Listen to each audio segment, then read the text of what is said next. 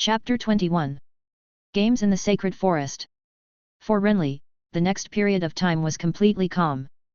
There weren't many clues about the dentures and the copy. As for the jester, he only knew that he bought it from Volantis, one of the 9 free trade cities. It wasn't long before it was flooded by the sea for 2 days, and then became a mentally retarded. Renly knew nothing else, and no one else knew anything about the fool who but him could be curious about a retard. There was no news about the smugglers and fishing. Renly thought this was a good thing, but sometimes he also wondered whether Davos took this matter seriously. Maybe he just threw the rib powder aside when he got back? Maybe he. Renly often had doubts about such thoughts, but he did not lose his composure. Because the Naga bone powder he handed to the other party was not all he had on hand. In addition to these 2 most important things, Renly is also repeatedly testing all the special powers he currently possesses. In terms of items, the bronze ring can still be used 3 times, but it can no longer be worn. Returning to this 4-year-old body, he felt that everything about him was small, and his fingers were no exception. The only thing that could be worn was the thumb, but that looked strange, so he tied the ring with a red string and put it around his neck. In terms of skills, the levels of etiquette, language, fishing gear making and fishing are too low to be of any use. Archery and dagger mastery are useful, but not without their problems. Although after acquiring these skills, he was as proficient as if he had practiced them for many years, but the software was very advanced, but the hardware measures could not keep up. Now that he has thin arms and legs, it's useless no matter how good his archery skills are, because he can't pull the bow at all. There is no such problem with the ability of the dagger to master. However, as the young master of the Baratheon family, despite the current dire situation, it is difficult to say where those skills can be used except for eating. Derived from heraldry, psychic heraldry allows him to see things that normal people cannot see, but it is also very messy and unsystematic. Sometimes he could vaguely see the other person's temperament through the coat of arms, and sometimes he could predict and understand the past a little bit. More often, he had no idea what the moving patterns meant. The only thing that is fairly reliable is the ability of breath of the Murloc. After double experiments with a wooden bathtub and a wash basin, Renly learned that this ability probably allowed him to survive underwater for a long time. He wasn't sure how long it took. Sometimes he could last for more than half an hour, sometimes for more than 20 minutes, and once he even lasted for almost an hour. This ability sounds quite interesting, if you don't consider that it is very difficult to open your eyes in the water. It was 5 days before we heard anything from the smugglers again. At this time, he was leaning against a skinny chestnut tree in the Godswood forest, sitting on a small brown bench made of simple wooden boards, his blue eyes looking at the layers of dead leaves at the end of his sight rough under the shade of the tree. 2 children were playing games there happily. There are towering trees all around. The shade above the head that blocks the sun sways slightly with the breeze, and the shadow covers the whole body. The short servant also moved a stool and sat next to him, chewing a sour grass in his mouth, and his teeth glowing with blood-red juice were opening and closing to talk about the news he had learned. I heard that the smuggler wanted to escape with his people. Escape? Yes, what a bunch of cowards. Are you sure you are running away and not something else? Renly asked sideways. What else can there be? He muttered like this. Seeing Renly's serious face, Xiaomi touched his forehead and said, it seems to be about going fishing, but everyone knows that this is an excuse for smugglers. Fishing? Renly felt relieved after hearing this and asked, don't you think fishing is a good idea? We don't understand this, but I heard from Cripple Tom that they definitely weren't going fishing. He said you can't catch anything in just any sea. Renly, do you want to play with us or not? A loud roar came from the distance, and a thin bamboo pole wearing a suit of wooden armor was looking this way. The fat Ellen on the other side of the thin bamboo pole also looked over. At this time, the guy was wearing a yellow wool cloak embroidered with a green turtle, with his hands on his hips, sitting menacingly on a tree stump. I have a stomachache and can't play. Renly waved his hand. Why do you always have a stomachache? Fatty complained loudly. How could I know that? So the 2 of them stopped paying attention to him. The ancient Storm Kingdom was created by the ancestors, and the ancestors generally believed in the old gods. Therefore, although the people in Storm's End worshipped the 7 gods instead of the old gods, the Godswood still existed here. It's just that this forest used to be a sacred place of prayer, but now it has become the best place for people to take a walk and play. At the moment, the 2 children are playing a game of Lords and Knights. Renly doesn't know much about the rules of this game. Basically, who plays the lord and who wears a cloak, and then accepts the knight's kneeling allegiance, bala bala, and so on. There may be some other conversations during this period, such as family background, personal achievements, who he plays, and after loyal to the lord, you must remember who the lord's enemies are. For young nobles, this kind of game is actually very educational, and can help them remember the coat of arms, the history of the major families, feuds, etc. But Renly didn't think he needed to use this method to memorize these things. He always regarded this kind of game as an interesting drama. It was better to watch two children perform than to squat in a stone house. But now he was in no mood to watch it anymore. Go on. After sending his friends away, Renly continued to look at Xiaomi. What else? The other party blinked blankly. Smugglers. Oh, they said they were going fishing. Xiaomi frowned and thought hard, then said dryly, but everyone thinks they are just going to escape. Cripple Tom said. Let's put Cripple Tom aside for now. Renly interrupted him, did they go fishing? They said they would go tonight. Xiaomi nodded, we hope there will be 3 fewer mouths to eat in the castle. Lord Stannis seems to think so too. Stannis must think more than you. Renly touched his chin when he heard it. The second brother who rarely communicated with him was a rigorous person, so even if he hoped that there would be as few mouths to eat as possible in the castle, he would not let the smugglers leave easily. He might ask for detailed plans, and he might also learn about the existence of Naga bone powder, and even. I hope it goes well. Sighing, Renly turned back to look at the two friends in the distance, and his scattered eyes gathered again. Whether he likes it or not, he is just a child at the moment. Chapter 22. Let's run, Captain. When the sloop drifted out of the cracks in the rocks, Davos heard his companion's whispered words.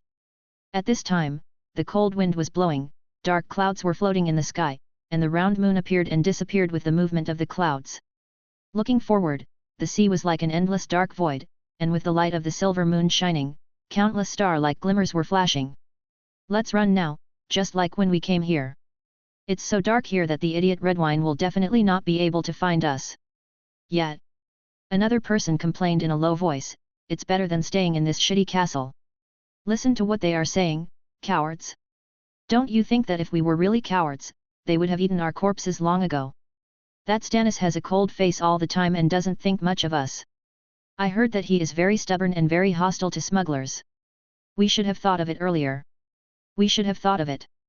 Except for those on the sister island, which lord doesn't reject smugglers. They talked while paddling, and the more they talked, the more indignant they seemed to be, so that the brown-haired middle-aged man who originally planned to ignore it finally couldn't help but scold, are they wrong? We are decent people? Aren't we smugglers?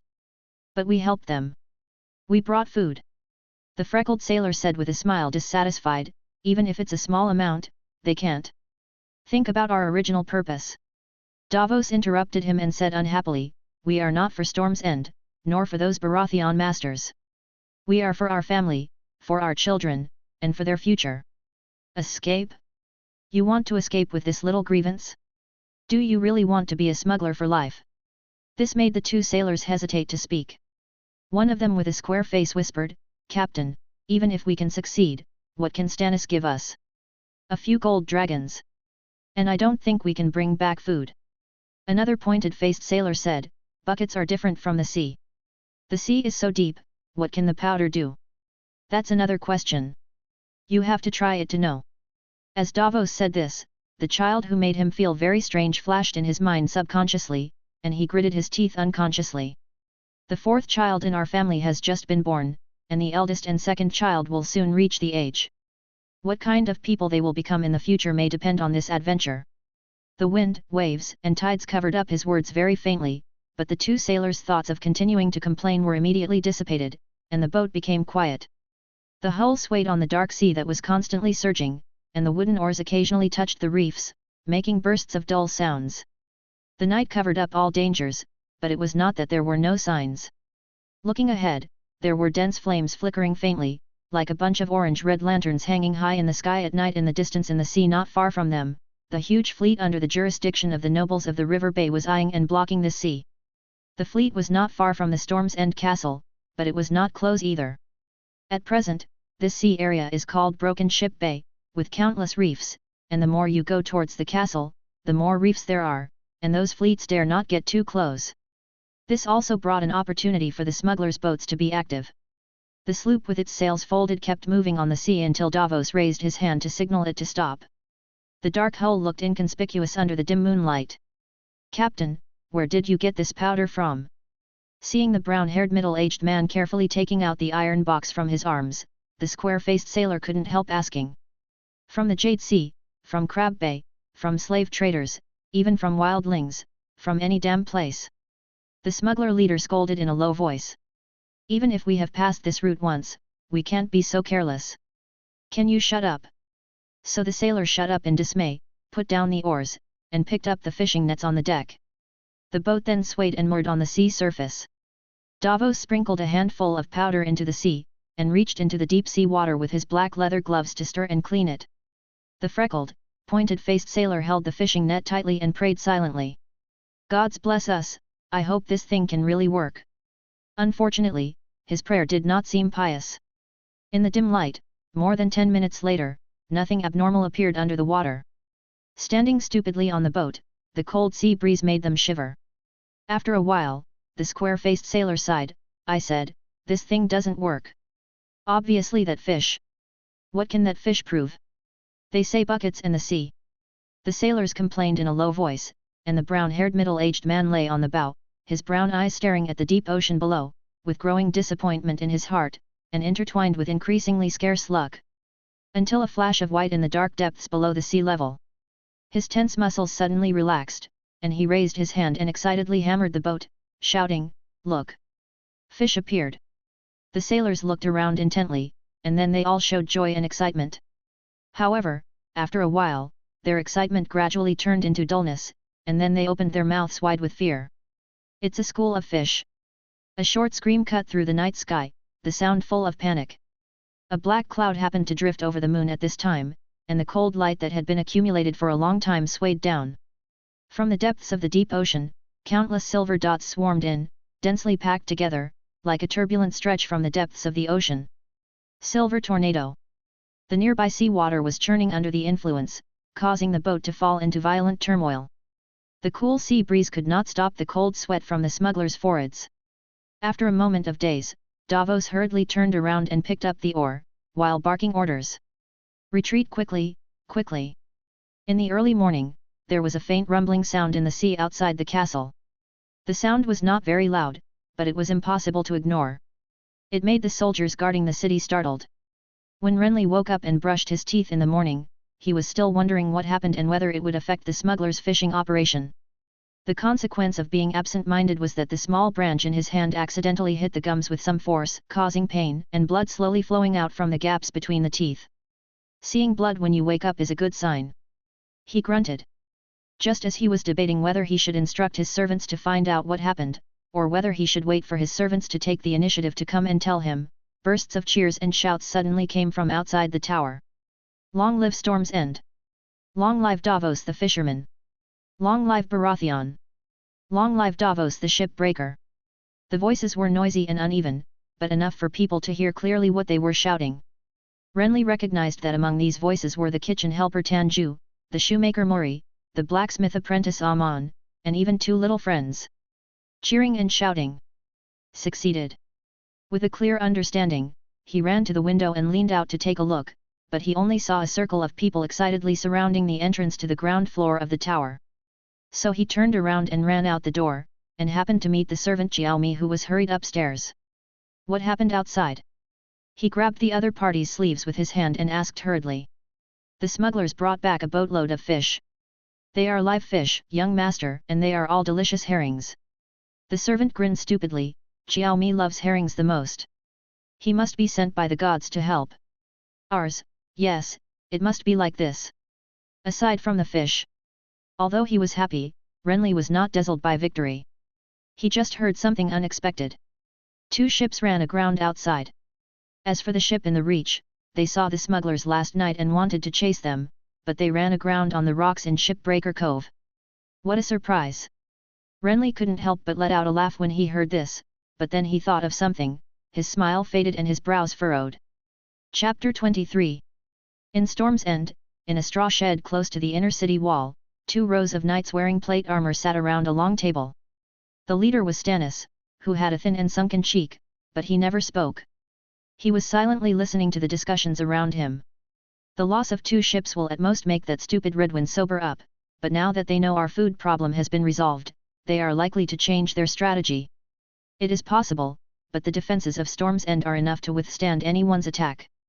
Only with our few manpower. You may have forgotten that our few men have been guarding the castle for nearly a year. Then have you forgotten what we were talking about? The walls of Storm's End are high enough. Our city wall is very high, but do you really think this castle was built by magic? Hell, let me tell you, there is no castle that is unbreakable. Good knights, what we are discussing now is whether they can attack the city, not whether they can attack the castle. Isn't that a problem? I don't think Tyrell will risk attacking the city. Even if we don't have enough manpower, if he wants to attack by force, he can't even get in without thousands of casualties. I think the crux of the matter is Robert. The fierce sunlight falling from the sky made the land outside dry, but the meeting place was blocked by a straw shed, so the heat could not be felt. However, even if they were shrouded in shadows, the knights wearing plate armor were still sweating profusely, and the meeting began to be adjourned not long after it lasted. Then the knights who were leaving one after another saw a black-haired boy being taken care of by a strong servant, squatting at the base of the rock wall on the edge of the hay shed. 2 guards who were supposed to stop people from approaching were looking helpless at this time. Stand nearby. That was Renly, the 3rd young master of the Baratheon family. Everyone in the castle knew him. Several knights raised their hands to greet him, while others glanced at him and walked away without paying attention. Some knights asked curiously why he was here. There are 2 nests of ants here. The boy's answer was astonishing. I find they can fight each other very easily, as long as I drop a few crumbs. The knights couldn't help laughing when they heard this. A brown-haired man even came up and squatted with him for a while, then touched the boy's hair and walked away. No one thought Renly was being unreasonable here, and no one doubted his words. Until finally Stannis comes out. You shouldn't be here, he said expressionlessly. I'm looking at it. Before the boy could finish his words, the other party had already turned his cold eyes towards the servant Xiaomi behind him. Take him back to the tower. If you really have nothing to do, tell Crescent to give him a lesson. After Stannis finished speaking, he stepped away without giving Renly any chance to speak, which made him roll his eyes. Then he patted his butt and stood up. Xiaomi, let's go. Okay, young master. The servant nodded hurriedly, and then suggested kindly, there is a nest of ants and a nest of wasps at the back door of the kitchen. We can go there to play, young master, if you want. Let's talk tomorrow. Renly waved his hand, turned around and walked towards the tower on his short legs. He was actually just listening to the corner, but he wasn't that interested in ants or anything like that. The reason for coming to listen to the corner was the same as what the knights had discussed before. They were worried that the sudden shipwreck and food supplies would irritate the other party. But whether he was worried or not didn't change anything. He pretended to look at the ants, but his mouth was dry from the sun. He didn't hear much, except for one thing. His brother, Robert Baratheon, united with the Starks in the north, the Tullus in the Riverlands, and the Arryns in the Vale to win a battle in a place called Stonehall Town. This information seems to be out of date, provided by the smugglers when they first arrived, and Renly didn't know it before. He was somewhat comforted by this, but what he was more looking forward to was the news that Robert would kill the royal heir with a hammer. This was all he remembered about the rebellion, and as long as the defeat of the Targaryen royal family was determined, he did not think that the enemies outside Storm's End would risk attacking the city who would be on the side destined to lose. I hope it has happened by now. He muttered. In his heart, he was still worried whether the enemies outside the city would suddenly come to attack the city, so he began to think about what he could do if they really came to attack. After much deliberation, he seemed to be unable to do anything except relying on the mermaid breath feature to jump into the sea and escape.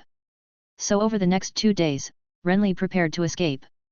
However, time passed day by day, but there was still no big movement outside the city.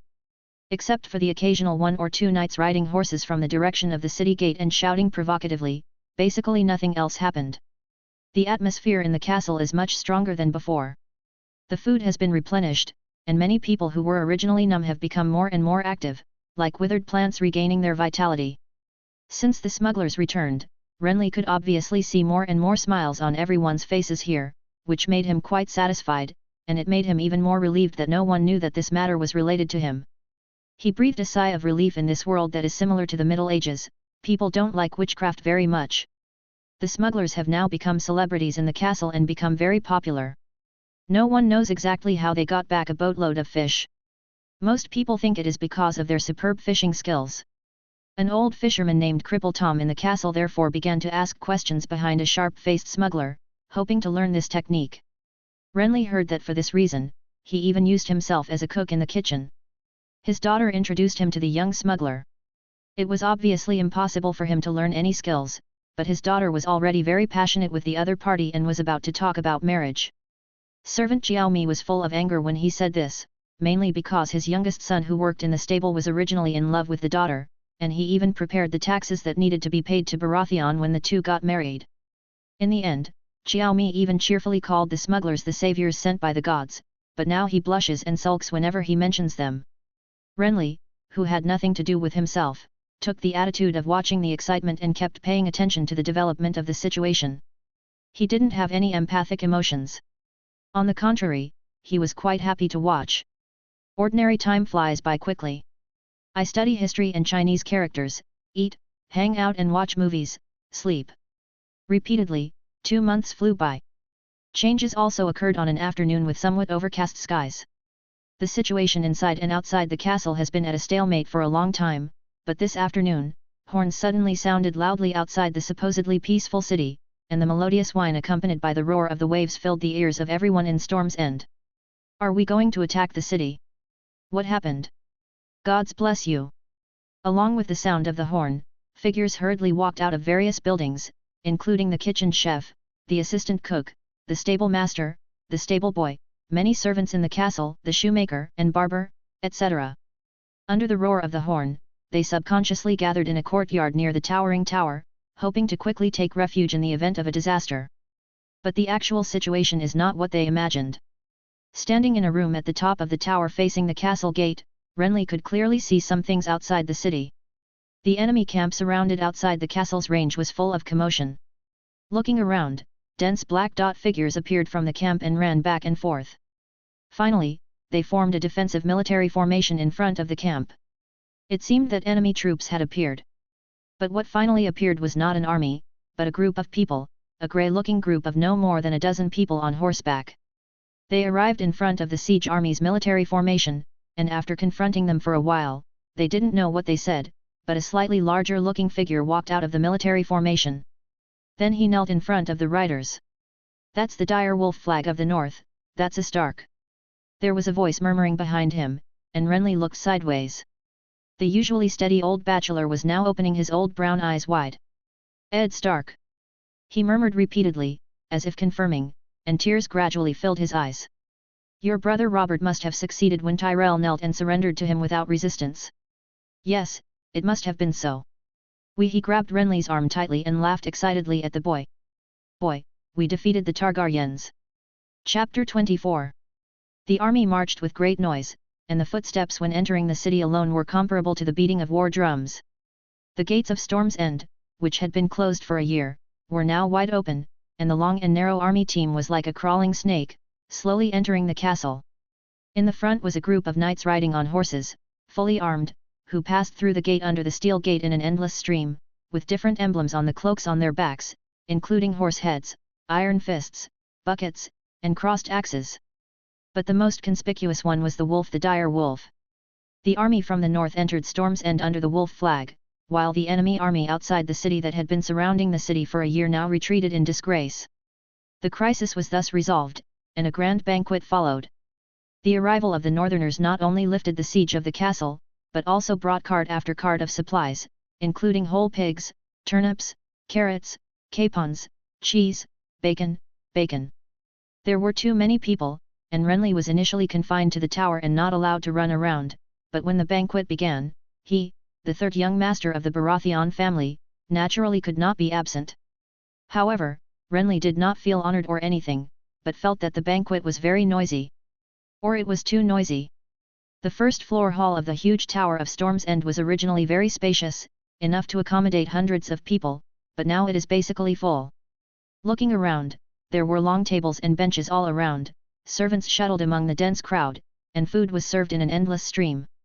A crowded hall is enough to make people with trypophobia feel uncomfortable, and if you don't block your ears, the constant boasting, laughing, banging on the table, and even shouting around can drive you crazy. The Northerners were majestic in their helmets and armor when they entered the city, but now they are making a lot of noise and being bold. It seems that everyone is bragging to the people next to them about how brave they are in the war and how rich their achievements are. Renly even saw a big bearded man with bare arms banging on the table and laughing loudly, and the reason for his laughter was that someone next to him claimed that he had kicked a southern bastard's dick on the battlefield. He looks so scary. The skinny berry sitting next to him muttered to Renly, how can he be a lord? From the coat of arms, he should be the patriarch of the Wool family in the north. Renly said absent-mindedly, or it should be called the Wool clan, they are one of the mountain clans in the north. What is a mountain clan? The fat man on the other side asked curiously. Renly ignored his childish question, and his eyes were always looking at another group of people not far away from the bare-chested bearded man. At this time, Renly and his friends were sitting at a long table below the chief of the banquet, and the table he saw was not far from his lower left corner. There were 3 tables of Northerners blocking the view, but Renly could still see the target from the gap between their heads. It was a young man who looked very thin and short. Unlike other Northerners, he was still wearing a somewhat faded sleeveless bronze scale armor. When talking to the guests at the same table, there was no exaggerated body movement, but he looked very quiet. The noisy banquet hall should have blocked the senses, but as Renly stared closely, the man looked over after a while, as if he noticed his gaze. However, when he saw that it was only a child looking at him, the thin dwarf didn't care much. He smiled at him gently from a distance and turned his head back. Renly stood up instead, ready to walk up to observe closely. Unfortunately, he didn't notice that 2 people were whispering something at the head of the banquet, and then pointed at him a few times. So the boy just stepped out of the narrow bench, and a faint greeting came from there, Renly, come and meet our Lord Stark. He looked in the direction of the voice, and his brother Stannis was nodding at him. Secretly curling his lips, Renly walked over without resistance. Although the host here was Stannis, who was sitting in the center of the head, the dark brown-haired young man next to him was the focus of this banquet. The young man looked to be in his 20s, wearing a brown woolen coat embroidered with the dire wolf family emblem in silver thread. He stood straight, and his long face was not outstanding. Only his grey eyes were a little colorful when he looked closely, but they were affected by the seriousness in them, making him look a little cold. At this time, his brows were furrowed, as if he was entangled with some worries, but after Renly came forward to greet him, he still forced a smile. Robert often told me that his younger brother looked very similar to him when he was a child. Now it seems that he was not lying. Brother also said that Lord Eddard never liked to laugh, but when he laughed, it was like the heavy snow in winter melting, which was soothing. The boy's serious words made the person concerned laugh, and the Northerners around who were paying attention to this side also laughed. Only Stannis, who was sitting next to Stark, and the old maester standing behind him did not laugh. The former has always been like this, and he seems to have never known what it means to be happy. He kept a straight face during the banquet. The latter was used to the boy's sweet talk and shook his head helplessly. However, this was just a small episode in the banquet. After a brief conversation, Renly returned to his seat and subconsciously turned his attention to the short man who seemed very strange to him. Unfortunately, in just a short while, the figure was gone. People of the marsh. The badge he saw before flashed through his mind, Renly thought thoughtfully. The Neck is a type of people who live in the swamp. They live in the Neck, which is the watershed between the north and the south of Westeros, or the gateway to the entire north. There is overt or covered rot everywhere there. The swamp is very difficult to walk through. But if you want to enter the northern border, you can only go through that area, or simply take the waterway. The reason why he cared so much about that little man was simple. He had a scent on him. It's like the smell of books, but also a bit burnt. He had smelled this smell when the cavalry entered the city, but it was not until the banquet began that he determined who the specific target was. Renly, who had experienced it once, did not think that the scent came from the other person this time, but that it might be something on him. Unfortunately, he disappeared without giving him a chance to observe it up close. But it was actually very easy to find him. You could just follow the scent. But after Renly thought about it, he didn't act rashly. There were so many people there now that he planned to wait until the banquet was over. So he turned his attention to Chief Stark. Regardless of his impression of Westeros in his previous life, or now, Ed Stark is a very important person. The young Duke of the North and Robert Baratheon, Duke of the Stormlands, had been adopted sons together in the valley since childhood. Their relationship could be said to be as close as brothers, even closer than real brothers. Stark's sister was once engaged to Robert. Unfortunately, the wolf girl was kidnapped by Prince Rhaegar of the Targaryen family, and the war broke out. At first, the rebels were only in the north, Stormlands and Vale. Later, the Riverlands also joined in. Finally, the West and even the Iron Islands also heard the news, and the Targaryen dynasty, which had lasted for nearly 300 years, was destroyed. Now that the war is basically over, the capital city of King's Landing is said to have been occupied by rebels. However, this man still looks gloomy, and something is obviously bothering him. Don't understand anything, Snow? A person's name flashed through Renly's mind, but before he could think about it, Fatty, who was nibbling on a browned capon next to him, secretly poked him and whispered, "Renly, look, that fat man. Just looking at you." Fat man? Renly looked at the chubby little man in front of him strangely, and then followed his gaze. A tall, handsome young man with short curly brown hair was sitting in the corner of the banquet, looking furtively this way. When Renly looked away, the other party subconsciously looked away, but immediately turned it back, and then smiled at him. "It's not fat either." Renly subconsciously flashed this thought, but then he saw a gold rose embroidered on the front of the other man's green velvet jacket. From the Tyrells in the Reach? He was a little puzzled. Why did the enemy who had been surrounding them for a year come to the castle and attend a banquet celebrating their victory with such arrogance? Chapter 25. The situation is now clear. Lord Mace Tyrell, as the representative of the surrender of the southern border, has entered the city to wait for our army to propose terms of understanding. The banquet was still going on, but Renly had already accompanied the old bachelor to leave early. Climbing the stairwell, the old man gasped and said, "He noticed that you may just be observing the situation of your brother Robert's family. As the leader of the rebel army, Robert." The words were interrupted by a burst of breath. The old bachelor stopped on a step and calmed down for a while before saying, "It may also be, well, I heard that in Highgarden, his little daughter was just born." "You mean marriage?" The old man said vaguely, but Renly could guess what it was, so he couldn't help but frown. "How long has it been since my 5th name day? This is normal." Silently sighing at the intelligence of the boy in front of him that was beyond his age, the old bachelor couldn't help but explain a little more.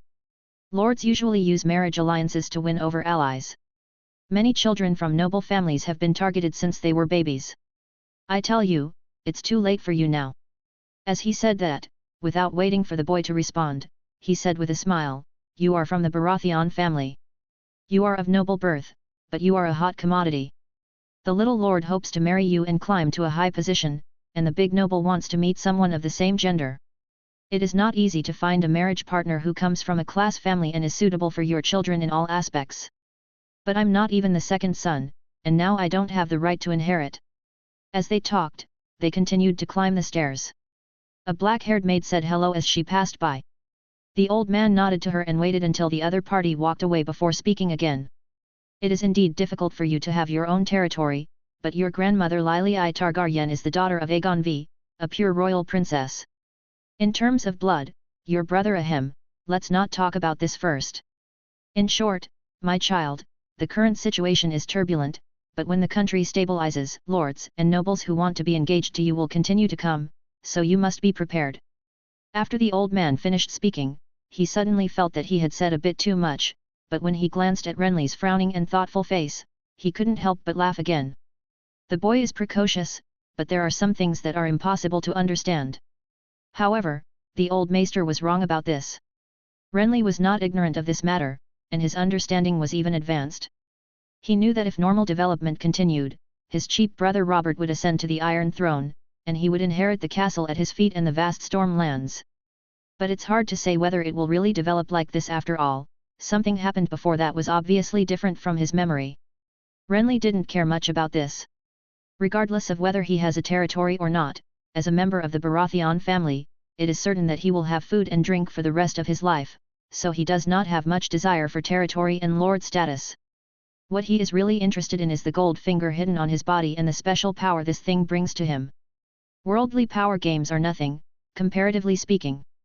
It's just that having enough food and drink is not without preconditions. Renly thought as he climbed the stairs. He felt that he should consider this issue, because according to the development of the original work, Robert, who ascended the throne, would be crushed to death by a wild boar more than 10 years later. The reason was certainly not simple, but there was only one core contradiction. The queen from the Lannister family in the west had an affair with her husband and her brother behind her back, and the 3 children she gave birth to were believed to be Robert's children. Even the person involved, Robert himself, thought so. As a result, someone later discovered that they were not of royal blood. Conspiracy, poisoning, betrayal, frame up. Chaos and war broke out. So how can we stop that cheap brother Robert from being cuckolded? Renly had some thoughts for a moment. You performed well today. But you should take the initiative to see Lord Stark instead of letting your second brother call you. The old bachelor's nagging came from beside him again. Why? Renly asked knowingly. Holding the handrail of the stone staircase, the old man said to him earnestly, as a young master of the Baratheon family, this is the courtesy you should have. As a child, I thought I had the right to be shy. Renly didn't blush and said breathlessly, besides, I think he has something on his mind, so it wouldn't be a good idea to interrupt him rashly.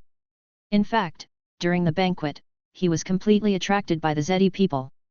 Otherwise, it would be impossible to ignore Stark. After all, that person is a very important person. Maybe it's because of the war. When there is a war, there is death, and death is never easily ignored. The old man stopped and thumped his waist, then lowered his voice. Lord Stark doesn't always attend banquets. I saw that he was very stiff when toasting. As for your second brother, he is a bit colder, but at least he can handle this kind of scene with ease. Is there a difference? Renly couldn't help but be speechless when he saw that the old man seemed to be happy on his face. At the banquet, he only saw 2 stone-like faces, one stinkier than the other. If there weren't too many people from the north, the atmosphere of the whole scene wouldn't be lively at all. But this topic did not continue, they had already reached their destination. Because of the need to raise ravens, the old man's room was placed on the top floor of the tower. Renly's bedroom was basically just a few steps away from the maester's room. However, he quietly wandered out after entering the room for a while, and then stepped down. At this time, the corridor was empty. Only the fire pit on the stone wall was burning quietly. The shadows swayed on the surface of the corridor and the surface of the stone dome above, looking a bit gloomy. The stone stairs connecting to the corridor were even darker and old brocade. Hanging on the side wall is silent, and the overall atmosphere is gloomy. Being in it is enough to make a child timid. However, Renly was not a normal child, so he didn't pay attention to how dark the surrounding environment was. After wrinkled his nose and smelled it, he walked towards the bottom of the tower without hesitation. But an uninvited guest stopped him halfway. Davos. Seeing the brown-haired middle-aged man in grey robe walking up from the stairs, Renly took the initiative to say hello, why didn't you go to the banquet? He actually wanted to ask how the smugglers got up, because the upper living area was protected by guards, but considering the chaotic scene below, it was likely that the guards had neglected their duties. Those northerners are really good at drinking. The other party coughed dryly, and then went straight to the topic in a low voice. Lord Stannis promised to give me a territory and a knighthood in return for this adventure, but only if I must pay the price for my smuggling behavior. Renly tilted his head and looked at him, cut off your fingers. How do you? Listen to what the servant says. Davos opened his mouth when he heard this, but he didn't ask any more questions. His conversation with Stannis was private and there was no way anyone else could know about it. But that special kind of bone meal had already covered the boy in front of him with a layer of mystery, and adding another layer wouldn't be too surprising to him. This incomprehensible witchcraft trick made Davos wary and repelled in his heart, but he could not ignore the help it brought to him. So even though he was conflicted, he still came here and ran in front of this little boy who looked delicate and beautiful, but full of mystery. I would like to say that this is all because of you, my lord, if it weren't for Davos's words were obviously more respectful than last time. Isn't this all agreed upon? The credit belongs to you, I just want to have a full stomach. Renly interrupted him and waved his hand, this is not the place to talk. If you want to thank me, we can talk about it later. Seeing the boy walking by the stairs beside him, Davos couldn't help but added, but the reward is really. Renly paused, then looked back at him. The other party smelled of alcohol and seemed a little unsteady standing there. He had obviously drunk too much. Is it really too high? Or do you think this is detrimental to your honor? Smugglers have no honor, but this is. Smugglers have no honor, Renly replied firmly. Many people have said this, but this is the first time it comes from a child. Davos opened his mouth when he heard this, and finally nodded awkwardly, okay, sir, I'm sorry to disturb you. After he finished speaking, he bowed and turned around to leave. But you will become a knight soon, Davos. Renly suddenly said from behind him, a knight who regards honor as more important than life. The story goes like this. I hope you can be that kind of knight. Davos paused when he heard this, and couldn't help but look back at the boy, who shrugged upon seeing this. This may be the best reward for me. The boy smiled at him after speaking, and then hurried away, leaving Davos in a daze. The surrounding environment was silent, except for the sound of footsteps. It wasn't until the short figure disappeared from sight that the brown-haired middle-aged man seemed to suddenly react. A trace of gratitude flashed on his face, and he quickly chased after him. Sir, you are going in the wrong direction, your room is above. Chapter 26. It is actually very easy to get rid of a drunkard. Just use your height to hide in the shadow of the nearest corner, and then watch the other person hurriedly go downstairs. But as the other party saw, Renly really had no intention of going back to his room. Instead, he was going to visit the man from the glade. That's right, a visit. He was prepared to visit openly, not sneakily or anything. Because that's simply not necessary. Only he can smell that unique fragrance, so who can think of his purpose and intention? However, Renly was not prepared to go alone, because he would not be able to stretch, so he first ran to a certain floor of the tower, called Fat Alan and Skinny Belly, and then continued down. Why are we looking for that marsh man? Fatty asked while yawning.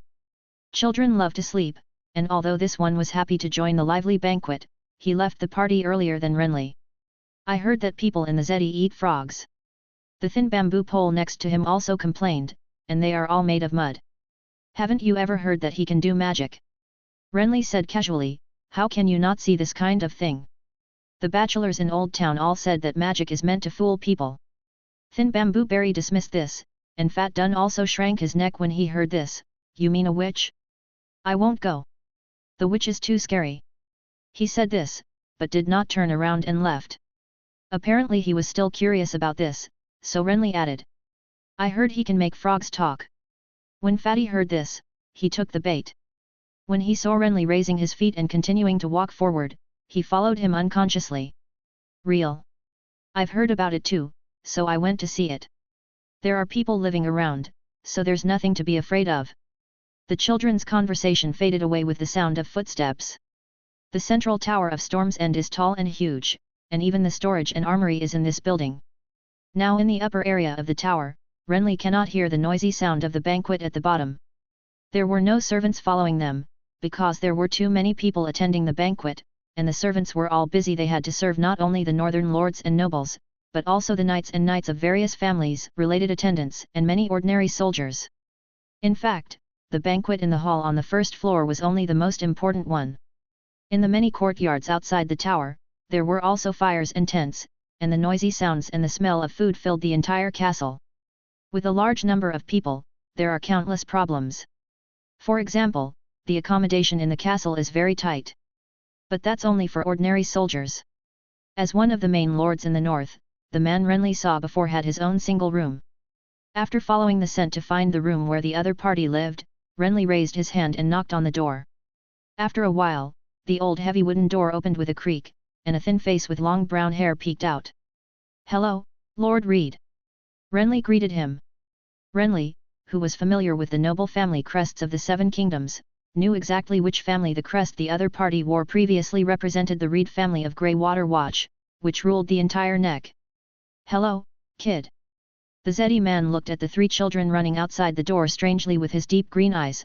Are you lost? We are here specifically to visit you, my lord. Renly replied, and then the fat guy next to him couldn't wait to ask without any need for him to indicate. Do you really know how to do magic? Make the frog talk. When Pang Dun spoke, his little eyes were still wary, but more curious. Who did you hear this from? The other party couldn't help but frown when he heard this. As a swamp dweller, he knew very well how they were perceived across the Seven Kingdoms, with their weird customs, frog eaters, claymen, and sneakiness.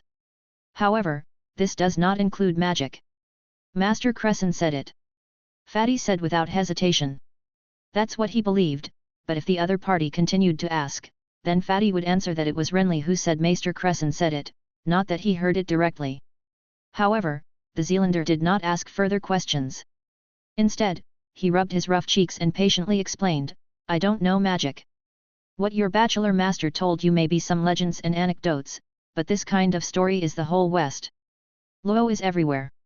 What kind of legend? The little fat man asked naggingly. He had heard Renly say before that even if he knew magic, he would not admit it directly. But the other person now looked short and thin, not scary at all, so he unconsciously became braver. The legend of the children of the forest, of course. What is a child of the forest? Of course the son of the forest is the son of the forest. It seemed that he had never encountered such a garrulous child.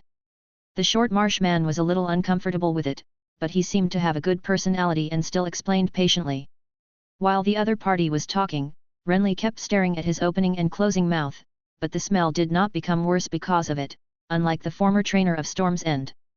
Then he realized that what he was looking for was not teeth, but something else.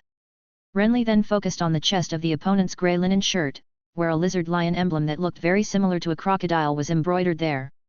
After observing for a few seconds, his psychic properties were activated, and the originally motionless man-crocodile stared at Renly with its empty eyes, and at the same time, its black silk body began to emit a faint green light. But before Renly could figure out what this meant, the Zealander suddenly stopped talking, and then his eyes strangely scanned the dark corridor outside the door. After finding nothing unusual, he turned his head and looked inside the house. What did he find? Renly was shocked when he saw this, but then his blue eyes looked at the dagger stuck on the other's waist. A wooden dagger inserted in a faded cowhide sheath. The scent is emanating from this dagger. With his mind spinning, Renly suddenly said, Lord Reed, can you show me this dagger? Dagger. The other party turned to look at him after hearing this, and then smiled, that's not possible. This dagger is very sharp, so you can't touch it. Renly felt that this was a bit difficult to do, but he did not give up. Can I wear gloves, or just touch the handle? Unfortunately, the other party still did not let go. Instead, he narrowed his eyes and asked suspiciously, why do you want to look at my dagger, kid? Renly said honestly, because I feel it is special. The other party was stunned when he heard this, why do you say that? I don't know, it's just a feeling. The black-haired boy had a serious face, blinking his eyes to see how the other person would react, but unfortunately this one didn't take the bait. He neither asked more questions nor agreed to let Renly see the dagger. Instead, he just looked at the boy deeply. It's nothing special, just a bronze dagger. Child, maybe you saw it wrong. As he spoke, he glanced around again and said casually, now, please allow me to go back to my room and rest.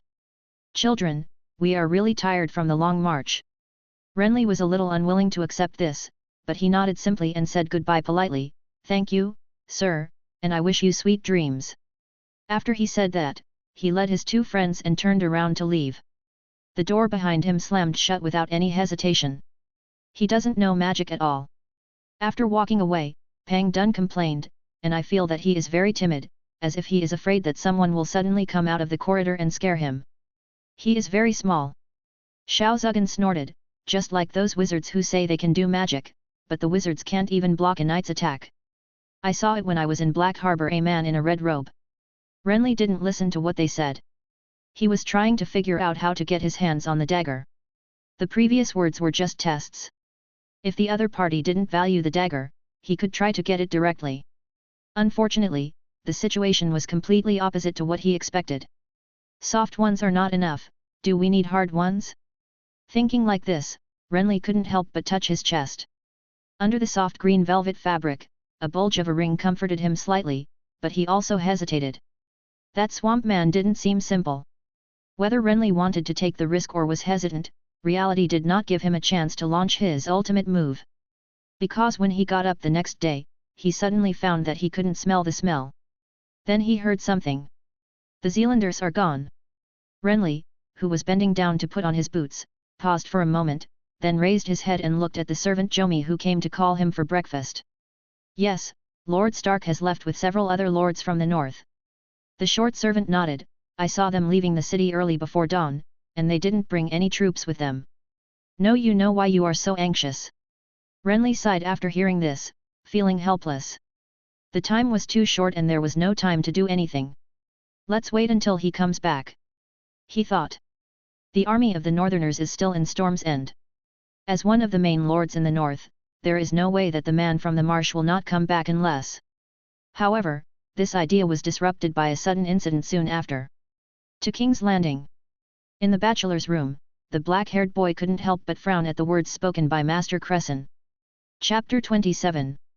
When he heard about this incident, Renly was running to his history class, but a blow in the head suddenly struck him.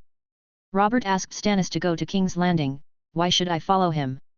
In the bachelor's room, the boy across the small table protested. He was still thinking about trying to steal the dagger from the short Gladlander when he returned, but if he went to King's Landing now, he might not be able to see him again. I think there must be a reason for this. The morning sunlight shines in through the narrow window embedded in the rock wall on the side, covering half of the old man's smiling face. Although it is densely wrinkled, it seems to be full of life. But the face covered by the shadow on the other side looks very old. Perhaps Robert misses his dear little brother. But pull it down. Renly curled his lips upon hearing this. When he was less than a year old, his parents in this life died in a shipwreck. The old bachelor and a recently deceased uncle were responsible for taking care of the three brothers, but after all, they were not as good as their biological parents. And although they are biological brothers, the age difference between him, Robert and Stannis is more than 10 years, and the generation gap is huge. They are not of the same generation at all. At the same time, the former ran away to the valley early to become an adopted son and rarely came back, while the latter had a stinking face all day long, as if everyone owed him money. In this case, although there is a sense of intimacy when meeting, the three brothers actually do not have much family ties at all. Can I not go? I feel a little pain in my stomach. I seem to be sick. He tried a roundabout way to solve the problem. It doesn't matter. The old man said calmly, there are still 3 days before departure. My child, I will find a way to cure your illness. Would it slow me down if I followed them? Renly frowned and pretended to be worried. If Robert calls Stannis for something urgent, wouldn't that delay him? Don't worry about this, the old man waved his hand, it's not that urgent. I can't ride a horse, how can I get there? Of course there is a carriage. Renly felt that he was a little short of words. After sighing, he changed the subject and asked, then will you come with us? Master Cresson. I serve this castle, son. The old man shook his head, I will assist Sir Lomas in managing this castle, and then wait for you to come back. Sir Lomas is Fat Alan's great-uncle, his full name is Lomas Ismond, and now it seems that he has been appointed as the acting lord of Storm's End Castle. My child, King's Landing is not that scary. You are already an adult and you have to go out and see the world. The words sounded like coaxing to a child, and Renly rolled his eyes at the words. Okay, leaving in 3 days. Yes, after the main force is ready. Nodding, Renly stopped asking this question and started asking about today's lesson. The old man replied, today we are talking about the conquest of Dorne. This book was written by Doran I, the 8th king of the Targaryen dynasty who sat on the Iron Throne. He was also known as Doran the Young Dragon King. At the age of 14. Are you really leaving, Renly? Fat Alan ran up at the end of the lesson, and with him was Beric Dondarrion. We agreed to go to Ismon Island, and I told my uncle that I would prepare the biggest turtle stew for you.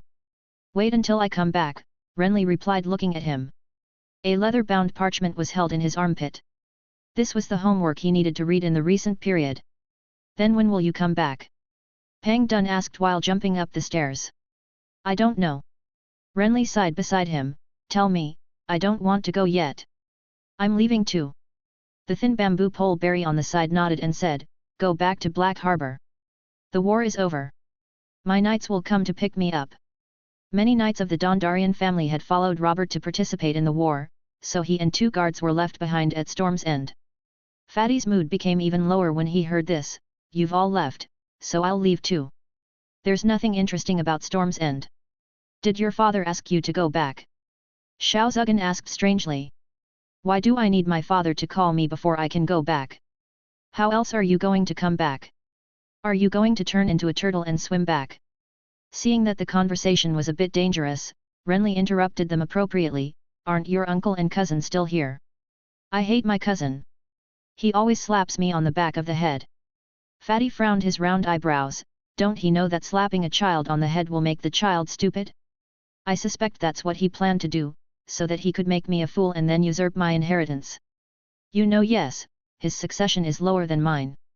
Children naturally have their own troubles, but Peng Dun didn't say much about this kind of housework problem. Instead, he looked at the thin bamboo pole and squinted his eyes. Barry, how about I give you a new nickname? Forget it, don't even think about insulting my name again. The other party stared at him warily. Kid Flash. Fatty thought to himself, I've been thinking about this name for a long time. How do you feel about it? I feel a little weird. What about Master Lightning? Not good. Aren't you going to call me Lightning King? Then what's your name, Turtle King? I think the Turtle Prince of Ismon Island sounds better. The Turtle Prince who doesn't wipe his ass. Children's emotions come and go as they please. The sadness of parting made them depressed at first, but it soon dissipated, and they didn't think it was a big deal. From the tower to the courtyard, from the courtyard to the God's Wood, although Renly didn't like the two little guys' games, he felt reluctant to leave when he really had to leave. For a year, they basically met every day and were inseparable. After trying to dig out a sparrow's nest in the dense God's Wood without success, they sat under the oak tree and talked about their future plans. The thin bamboo Dondarian hoped to become a great knight, and the fat Alan thought that as long as he could inherit his own island of Ethmond safely, it would be great. Renly hoped that they could both get what they wanted. What about you, Renly, what do you plan to do in the future? The thin bamboo asked. I want to be a traveler. Renly replied while leaning against the shade of the tree. The conquest of Dorne that was originally tucked under his armpit was now used as a cushion by him. Go to the north to see the Great Wall, go to Dorne to see the desert, and I am also going to the free trade city across the narrow sea. I heard that there is a very strange city there. Their people are governed by 3 big bells every day, getting up, sleeping, working and resting. Apart from the things brought by Goldfinger, Renly did plan this. This is too strange. Skinny Bamboo Pole commented on this, and Fatty asked a more practical question. Do you need to take care of peeing? I'm curious too. Then when you know it, you must come back and tell me. No problem. Don't forget, I always feel that your memory is not very good. No matter how people feel, time always runs at its fixed frequency, neither fast nor slow, but no one can resist it. 3 days passed in a flash. After bidding farewell to his 2 friends and the familiar people in the castle, on a gloomy morning on the 3rd day, Renly got into a carriage and officially set off for King's Landing, the capital of the 7 kingdoms. Chapter 28. What can a golden dragon buy? On the morning of the 4th day after setting off, Renly, squatting in front of the extinguished fire, turned to ask Davos beside him. At this time, they were in a dense forest, with a canvas tent dyed light yellow and embroidered with a crowned stag behind them. There are 7 or 8 such tents scattered around, all of which were set up by people on this trip last night. Behind the tent group, the rushing sound of a fast-flowing river could be heard. The fresh forest air in the early morning seemed to stimulate the vitality in the group's bodies. So even though it was still early, most of the knights and squire soldiers had already been up for a long time. They were either walking through the camp, brushing and feeding the horses, or stretching their limbs and doing morning exercises. If you don't consider embroidering heraldry, the tent behind us is probably worth a silver deer. The thin former smuggler replied. At this time, he was wearing a set of black linen clothes and brown breeches, and the cloak he wore was still grey and inconspicuous. Sitting here in front of the extinguished bonfire, he held a branch in his right hand and pulled at the ashes in front of him. His left hand was covered with bandages and lay across his knees, not daring to move. Stannis had previously cut off the front ends of the 5 fingers on his left hand, and also made him a knight himself. But enfeffing the territory requires permission from Robert, the current Lord of Storm's End, and Stannis does not yet have this right. Therefore, Davos also has to go to King's Landing. So 1 golden dragon can buy 210 tents. Renly squatted and touched his chin. It's more than 210. If you buy a lot at once, the price will be cheaper. Davos shook his head, his pale face making him look like he was 10 years older. With almost 4 golden dragons, we can buy a set of armor. including mail armor, throat guard, neck guard, and helmet. Of course, the specific price should be calculated based on the market conditions at that time. Any commodity will rise or fall. Likewise, you also have to consider where you buy it and the quality. For example, the mail and weapons in the Iron Islands are more expensive than those in other places because of their blacksmith skills. A blonde southern knight in the team heard the name Iron Islands when he passed by and couldn't help but glance at them warily. 3 other northern soldiers who were gathered together and chatting not far away were also attracted to their attention, but nothing was said. If Dorne is the feud between the Stormlands and the Reach, then the Iron Islands are the feud between the North, the West, and the Reach, because the border coastlines of these places are to the west of the mainland and are adjacent to the Iron Islands across the sea. The Stormlands actually have a grudge against the Iron Islands. In ancient times, the area in the Riverlands was ruled by the Storm King, and was later robbed by the people of the Iron Islands. In general, the Ironborn are not welcome anywhere, because their history consists of killing and plundering. There were people from the Stormlands, the River Bend, and the North among the team at this time. Although most of the Northern Army was stationed at Storm's End, some were sent to escort the 2 brothers of House Baratheon to King's Landing. The people from the Reach are completely accompanying them. The leader, Mace Tyrell, is the Lord Duke and Guardian of the Reach. Now he is heading to King's Landing with the current team to negotiate surrender and understanding. However, the burly brown-haired nobleman did not look like a loser at all. Not only did he not seem to worry about his fate after going to King's Landing, he was always chatting and laughing with his knights along the way. At the moment, the guy was even practicing his sword leisurely with a knight from the river bend on the river bank. "My lords, we don't care who is the king, but His Majesty Aerys has agreed to allow us to cut down trees and hunt in this forest. He has agreed, and you can't go back on it." There was also a sound coming from the other direction, and Stannis, the real leader of the team, was standing in front of his tent wearing black leather armor, listening with a straight face to 2 hunchbacks wearing coarse linen clothes. The old farmer chattered. "Of course, we will pay for raising pigs in the forest. But His Majesty Aerys gave us permission to raise bees." "Yes, a white-robed knight named Dane told us so personally," he also said. All the noisy things were left behind as the team continued on the road. After setting off from Storm's End, they passed by the Coppergate City, the Wenda River, and were currently walking through the Kingswood, a hunting ground exclusively used by kings of all ages. This is a very large forest. They have been walking here for 2 days. Villages and manors can be seen occasionally along the way, and there are also many rabbits and elk in the forest running away after seeing the team. But most of the time the team faced trees, brown, pale, and tender green trees. Their leaves were either sparse or dense, intertwined and dotted above the heads of the forest roads, and cast shadows with the sunlight. "When can we get to King's Landing?" Sitting in the rickety carriage, he was bored. After a while, the black-haired boy couldn't help but look at Davos, who was riding on the side of the carriage. "It's estimated that there's still half the journey," Davos answered with a tilted head. "There aren't many people available to Stannis yet, so the former smuggler, who was just knighted, becomes Renly's temporary bodyguard." Davos did not resist this. After the last conversation on the stairs, his resistance to Renly had basically dissipated. That Renly wanted to continue talking, but he saw a thin figure kneeling at the edge of the forest road in front of him from the corner of his eye, and he couldn't help but look away. The northern soldiers who were leading the way seemed to have taught the little guy who blocked the road a lesson, so that he looked bruised and swollen, but he still insisted on kneeling in the bushes, lowering his head, and no one knew what he was doing. Unfortunately, both the Knights of the Reach and the people of the Stormland were only concerned with walking, and all ignored his existence. "Is he begging?" Renly asked. "He is selling himself." Davos looked at him. "Disease, debt, and even hunger. The world is big, and there are always some people who can't survive." As he spoke, he carefully loosened the reins held in one hand, and touched the place where the purse was placed on his body with his movable hand, but he only touched nothing, and couldn't help but sighed helplessly.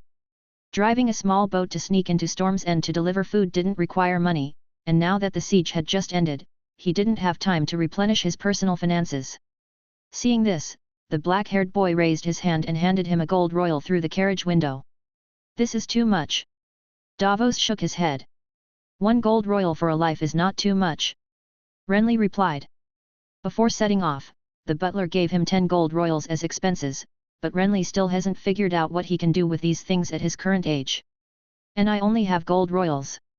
This made Davos look at him strangely, and asked, "Lord Renly is going to buy him?" Although he no longer rejected contact with him, it was still difficult for him to treat the boy in front of him as a normal child. "Why do I want a little beggar?" Renly said as he glanced at the little guy who was gradually approaching as the carriage moved forward. The other party happened to look over at this time. He looked about 7 or 8 years old, with a dirty face and bruises. It was hard to see his appearance, but his green eyes were more colorful and shining. But facing Renly's gaze, the other party timidly avoided his eyes and quickly lowered his head. "I won't buy him, just consider it as a gift from me." The black-haired boy got back into the carriage, and Davos, after taking a deep look at him, clenched the gold coin in his hand and rode closer. "Originally, I thought the matter was over, but after a while, Davos, who came back, spoke to Renly again. "This child is not simple," he said in a low voice. "His arms and fingers are different from those of ordinary farm children. He has obviously been trained in archery. Maybe he is the descendant of a bandit in the Kingswood Brotherhood." The Kingswood Brotherhood. It is a group of bandits who have been eliminated. 2 years ago, they were entrenched in this forest and kidnapped nobles for money. The Mad King Aerys sent troops to encircle and suppress them several times without success. In the end, he had to send Sir Arthur Dane of the Kingswood and Sir Barristan the Fearless to lead the army. The speed of time passing on the road seemed very slow, but when the destination was about to arrive, Renly felt that the days passed so quickly. The journey was basically over, but the life scene in Storm's End still seemed like yesterday. After the team left the royal forest, the grey and white walls of King's Landing continued to expand as they approached, and a special smell gradually came over. At first, Renly thought it might be the smell of another medium, and he was a little bit looking forward to it. But when he got close to a certain distance, he covered his nose and rolled his eyes. "This is the stinkiest city I have ever seen," he said so to the former smuggler. However, not long after Renly officially entered King's Landing, he suddenly forgot this sentence and became quite excited. He really smelled that special smell. Chapter 29. The smell came from a towering hill called Rennis Hill, which was surrounded by dense brick and stone buildings, and a ruined circular building stood on the top. The sunlight in the sky was blocked by the hill, and the shadows covered the buildings and flat streets below, slightly dispelling the stuffiness after entering the city. A group of people were passing by here, and the unique smell unconsciously replaced the surrounding stench, attracting Renly to look at the top of the hill. He thought that the huge King's Landing might have what he wanted, but when this thing really appeared, he still couldn't help but his heartbeat quickened. Unfortunately, the team's destination was the Red Castle deep in King's Landing. He didn't think he could leave the team at will, nor did he think that asking the team to change the route would get a positive response. So Renly just took a deep look at that direction, remembered the location, and didn't pay much attention to it. The team slowly passed through the crowded streets. In front of them was a young man wearing a golden velvet tights and a neat green cloak, leading the way on horseback. The servants beside him kept shouting at the pedestrians on the street to get out of the way. The people of King's Landing responded with resentment, but because there were teams of golden-cloaked soldiers on both sides of the team to lead the way, they could only hide on both sides of the street and stare unwillingly. The residents here did not welcome their group of people. Renly found this out easily. He saw a middle-aged fishmonger with a headscarf on the side of the road shouting and selling while staring at the team moving forward, and he also saw a passing woman hugging a naked dirty child who was wandering around and turned around and ran away, and even saw a sloppy old beggar sitting against the wall of a brown brick house spitting in their direction. And this kind of scene can be seen frequently after entering the city. "I heard that the Lannisters looted King's Landing before offering it to Lord Robert." Davos, who was riding a horse on the side of the carriage, explained. The Lannister family, the Lord of the West, had been choosing to wait and see when the rebellion broke out.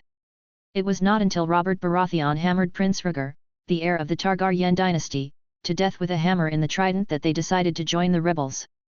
But the way they joined was very special, pretending to be royal reinforcements, tricking the gates of King's Landing open, and after the army entered the city, they immediately started burning, killing and looting in the name of the rebel leader Robert, and finally surrendered the city. So it was obvious that the people here also regarded Baratheon as a bird of a feather. Davos's expression was a little strange when he talked about this matter. Renly, who saw something, asked, "Are you from King's Landing?" "I was born in Flea Bottom." When the other party spoke, he unconsciously pinched a small bag hanging on his chest, which contained his 5 cut knuckles, which seemed to be regarded as some kind of comfort by him at this time. Flea Bottom is where the poor people of King's Landing gather. The noble Lord Lannister probably doesn't like it. He might have expected this, but when the team passed by the so-called Flea Bottom, they saw a large number of collapsed sheds and buildings, so the former smuggler didn't speak again during the rest of the journey. King's Landing is a large medieval city with a dense population and densely packed buildings. The traces of war have not yet disappeared from here. The charred ruins of the houses after the fire, the bloodstains on the streets that have not been cleaned up, etc., even the nearest gate when they entered the city before has been damaged and renovated, and they don't know why the gate is broken when there is no siege.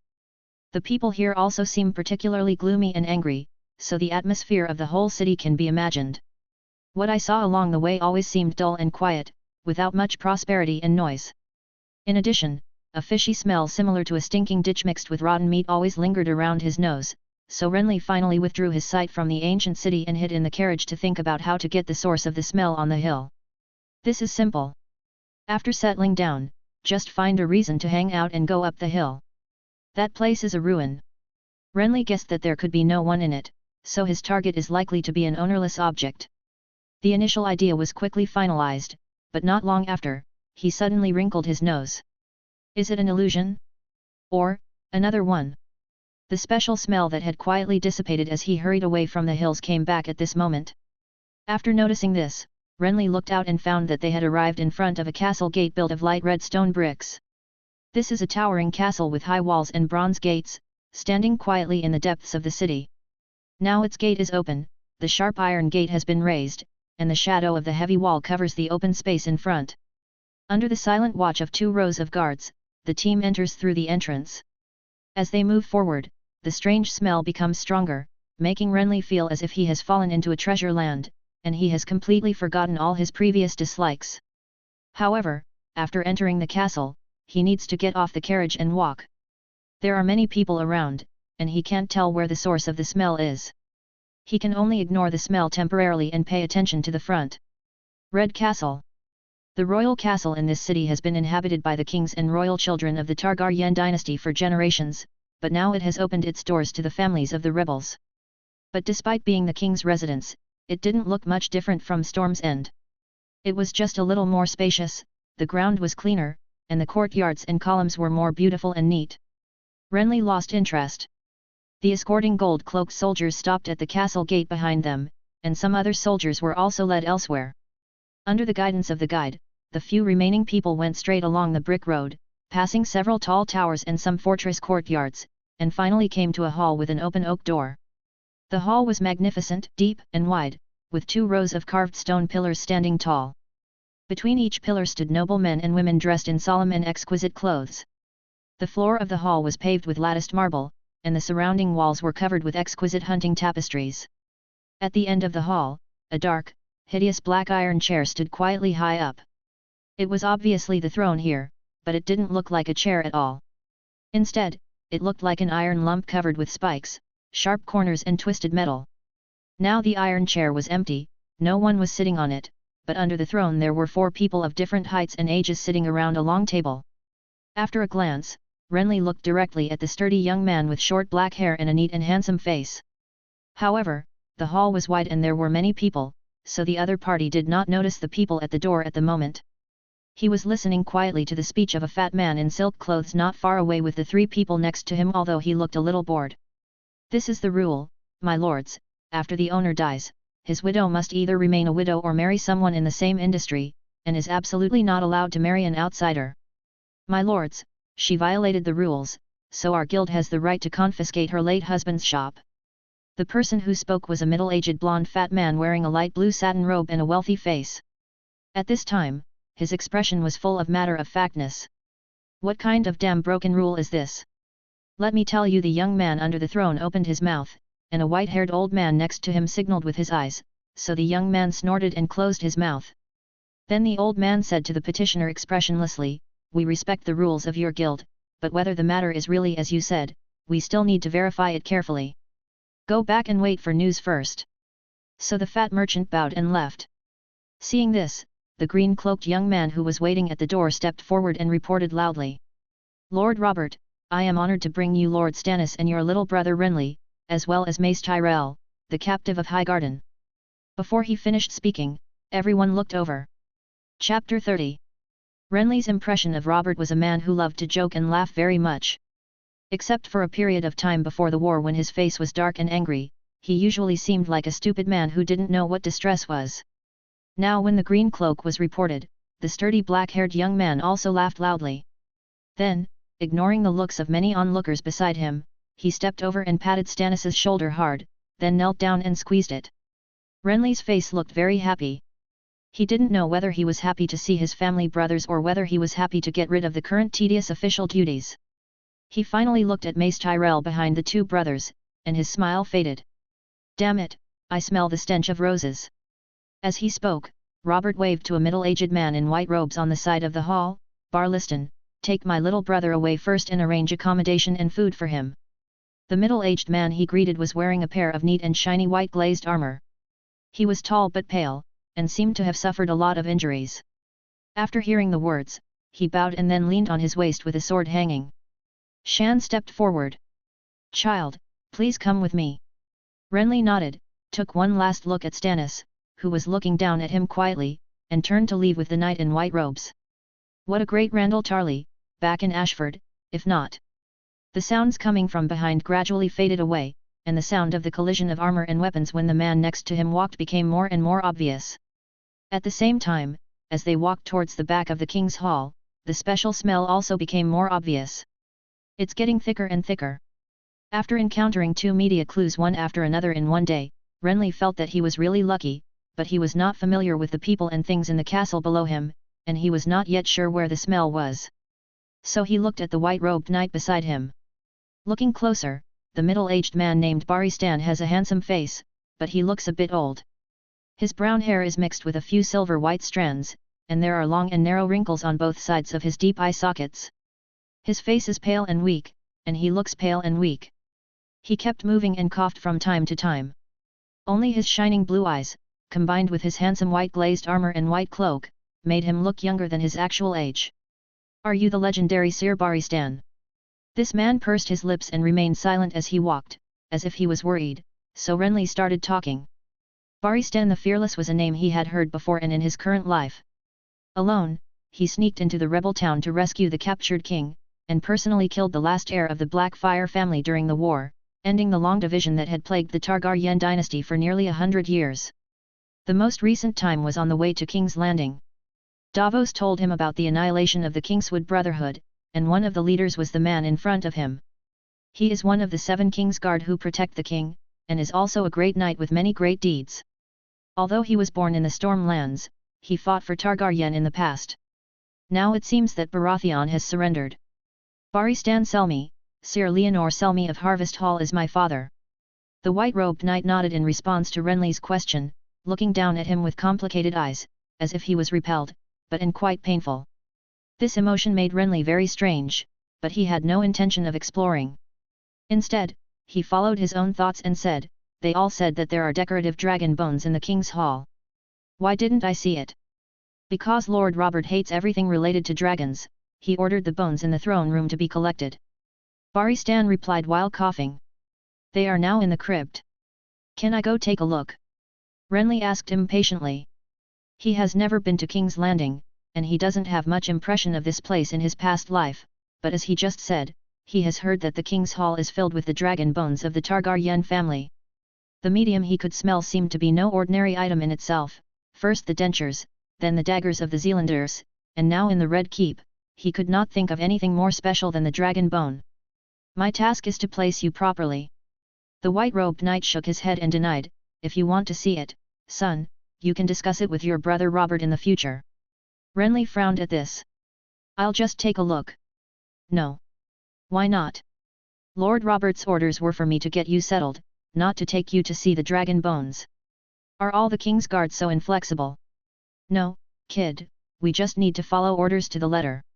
Renly blinked when he heard this, then changed the subject. "My eldest brother asked you to arrange a place for me." The boy said thoughtfully, "But he didn't say he wouldn't allow me to see this castle, right?" "That's not what he ordered." "Yeah, he didn't say that." Renly frowned and said, "So I want to see if there is anything wrong with the surrounding environment? Could it be that Robert brought his little brother all the way to King's Landing just to imprison him, Of. The white-robed knight looked at the black-haired boy in surprise when he heard this, and at the same time hesitated in his tone, but Lord Robert's order is. My eldest brother is very good to me. There is no way he wants to put me in solitary confinement. Renly interrupted the other party pretending to be thoughtful, and then suddenly looked at the knight beside him. Jazz, you don't look well. Are you injured? Seriously? Yes, I was injured on the battlefield. Baristan replied smoothly. Only after he finished speaking did he react, his old face suddenly turned red. Child, don't get me wrong, it's not because I was injured. It's okay, sir, I understand. Let's leave quickly, and then you can go back and have a good rest. The boy's words sounded very sensible, but they made the other party even more embarrassed. So after hesitating for a moment, he said, Follow me. I will take you to the cellar, and then we will go to Magur's tower, where your residence will be arranged. Real. Come with me. Are you sure you're okay? Thank you for your kindness, kid, but I'm pretty sure of this. Renly groaned when he heard this. So the originally straight and deep route turned into a curve, and the tall white-robed knight led a black-haired boy towards somewhere in the castle. The ground of this castle is paved with red bricks, and it is very large. The towers are taller than the other. There is an endless stream of people in the fortress courtyard, and a large number of servants in a hurry shuttle through the columns and corridors. After walking for a while, Renly felt that he was wandering around a bit confused. The knight in white robes obviously has a good reputation in the castle. There are always people greeting him along the way, including the old washerwoman holding a pile of clothes, the kitchen boy fetching water, the well-dressed young lady, and the young man washing the knight's mail. Attendant, they even saw a bald sissy wearing a pink robe. The sissy was wearing a pair of soft slippers and a glossy robe made of silk and satin. She had a round face and a plump face. Her body was filled with the scent of makeup and powder, and her greeting voice was soft and soft. After hearing the sound, Renly unconsciously looked at his lower body, but the other party cleverly pulled his robe to cover it, and then glared at him as if reproachfully. A good boy doesn't have a pair of voyeuristic eyes, what a beautiful little guy. Renly rolled his eyes at this, but the other party chuckled when he saw it, then turned and shuffled away. This guy is quite interesting. The boy thought to himself, and after one last glance at the fat bald head, he motioned to the white-robed knight who had stopped to wait for him to continue on his way. That's Varys, Chief of Intelligence. We call him the Eight-Clawed Spider. After walking away, Baristan frowned and told Renly, he is cunning and I mean, this guy is not a good person, kid, you better stay away from him. Is it because he keeps spiders? It's, so to speak, so it's dangerous. During the conversation, the white-robed knight led the boy to a desolate-looking hall. After taking off a burning torch on the wall, he squatted down and opened a fan-shaped wooden entrance in the corner, then turned towards the boy said, This is the cellar, kid. The keel you want to see is down there. Renly nodded, the rich smell lingering in his nostrils making him feel happy. Apparently he was right. I update very quickly. I have published an average of 6,000 books per day so far, which is incomparable to those that are updated 3 or 4 times after being put on the shelves. However, the amount of updates in the books before they are put on the shelves is not small. Chapter 31. The entrance to the cellar was narrow for the White Knight, but Renly had no problem with it. After arriving, they walked in one after the other, stepping on the rock steps and going deeper and deeper. Soon, a chilly feeling came over them, and goosebumps appeared on their arms. After entering the cellar, the environment became very dim. The White Knight walked in front with a torch in his hand. There was light from the fan-shaped entrance behind him, but it became less and less as they walked forward, and finally disappeared completely as the two of them walked down the stairs. As they continued to move forward, the special smell became stronger and stronger, covering all other smells in the place. The orange flame burned at the top of the torch, casting a narrow shadow behind the knight. A bright black flashed from the corner of their eyes as they moved forward, but it quickly dimmed as the fire left. It was a skull the size of a puppy's bone, lying loosely on the outer edge of the cellar. Renly took a curious look, and then his attention was drawn to the larger dragon bone in front. The torchlight was dim, but it could still clearly illuminate the surrounding area. With the crisp sound of armor colliding and footsteps on the knights, more and more skeletons were seen in front of him. Hound-sized, calf-sized, horse-sized, bison-sized, and even, dragon-sized. The dark skulls were one after another, each taller and larger than the other. The deepest one was even as high as the dome, and it seemed that the cellar could no longer accommodate them. Looking closely, the eye sockets of the skull were hollow and deep, and the sharp teeth were like long pillars standing there. The firelight shone on them, as if the dark skeleton surface was coated with a layer of flame-cast film, which kept flickering as the firelight burned. The largest one is Baal Ryan, the Black Death. The White Knight said, Aegon the Conqueror rode this dragon to bring Westeros into his kingdom. No voice responded to him. In the dim environment, the black-haired boy was quietly looking up at the huge monster in front of him, as if looking at some miracle. Although he had long known that the world he was reincarnated into was a place full of mystery and fantasy, and although he had the ability to travel through history and had seen another kind of huge remains. But when a dragon's skull, a legendary, huge creature's remains that obviously exceeded his cognition, appeared in front of him, he was still surprised. At this moment, he briefly ignored the strange fragrance that tempted him, and stared at the huge dragon skull that seemed to move faintly with the flickering firelight, and was full of curiosity about its true face. But in fact, his target was not the largest one, but the second largest skull next to it. It seemed that the black head was just a little smaller and the mouth was longer, but unlike other skulls, the special fragrance was emitted from its surface. After a few glances, Renly retracted his gaze and said to the White Knight beside him, "Let's go, sir, thank you for bringing me here." The knight was a little surprised that he was ready to leave just like that. He thought the little guy would stay here for a while. After all, most children who see dragon bones for the first time are either scared and cry or aroused by strong curiosity, and then can't wait to ask questions or go to study by themselves. Secretly amazed, the White Knight didn't say much nonsense. He just nodded when he heard it, and then turned around and walked away. The atmosphere became silent. On the way back, Renly kept thinking about dragon bones and didn't want to speak again. Although he was shocked by looking at the skull before, it didn't make Renly lose his mind. Although the second largest skull was the source of the smell, he would not use his special means in front of others. After entering that kind of copy, his body in reality seemed to fall into a coma. It was nothing simple, but he was not sure what would happen if he let himself leave the medium that entered the copy during this period. And if he really fainted here, the person next to him would not wait for him to finish before talking, and even if he could wait, it would be inappropriate for outsiders to see this phenomenon. We have to think about how to prevent others from finding out. Thinking about this problem, Renly finally stepped into a square fortress in the castle protected by a dry moat. The next period of time was quiet and noisy. It seemed that since Renly and his friends arrived, the banquets in the Red Castle had never stopped. Every night, a warm and noisy grand dinner would be held in the throne room of the castle.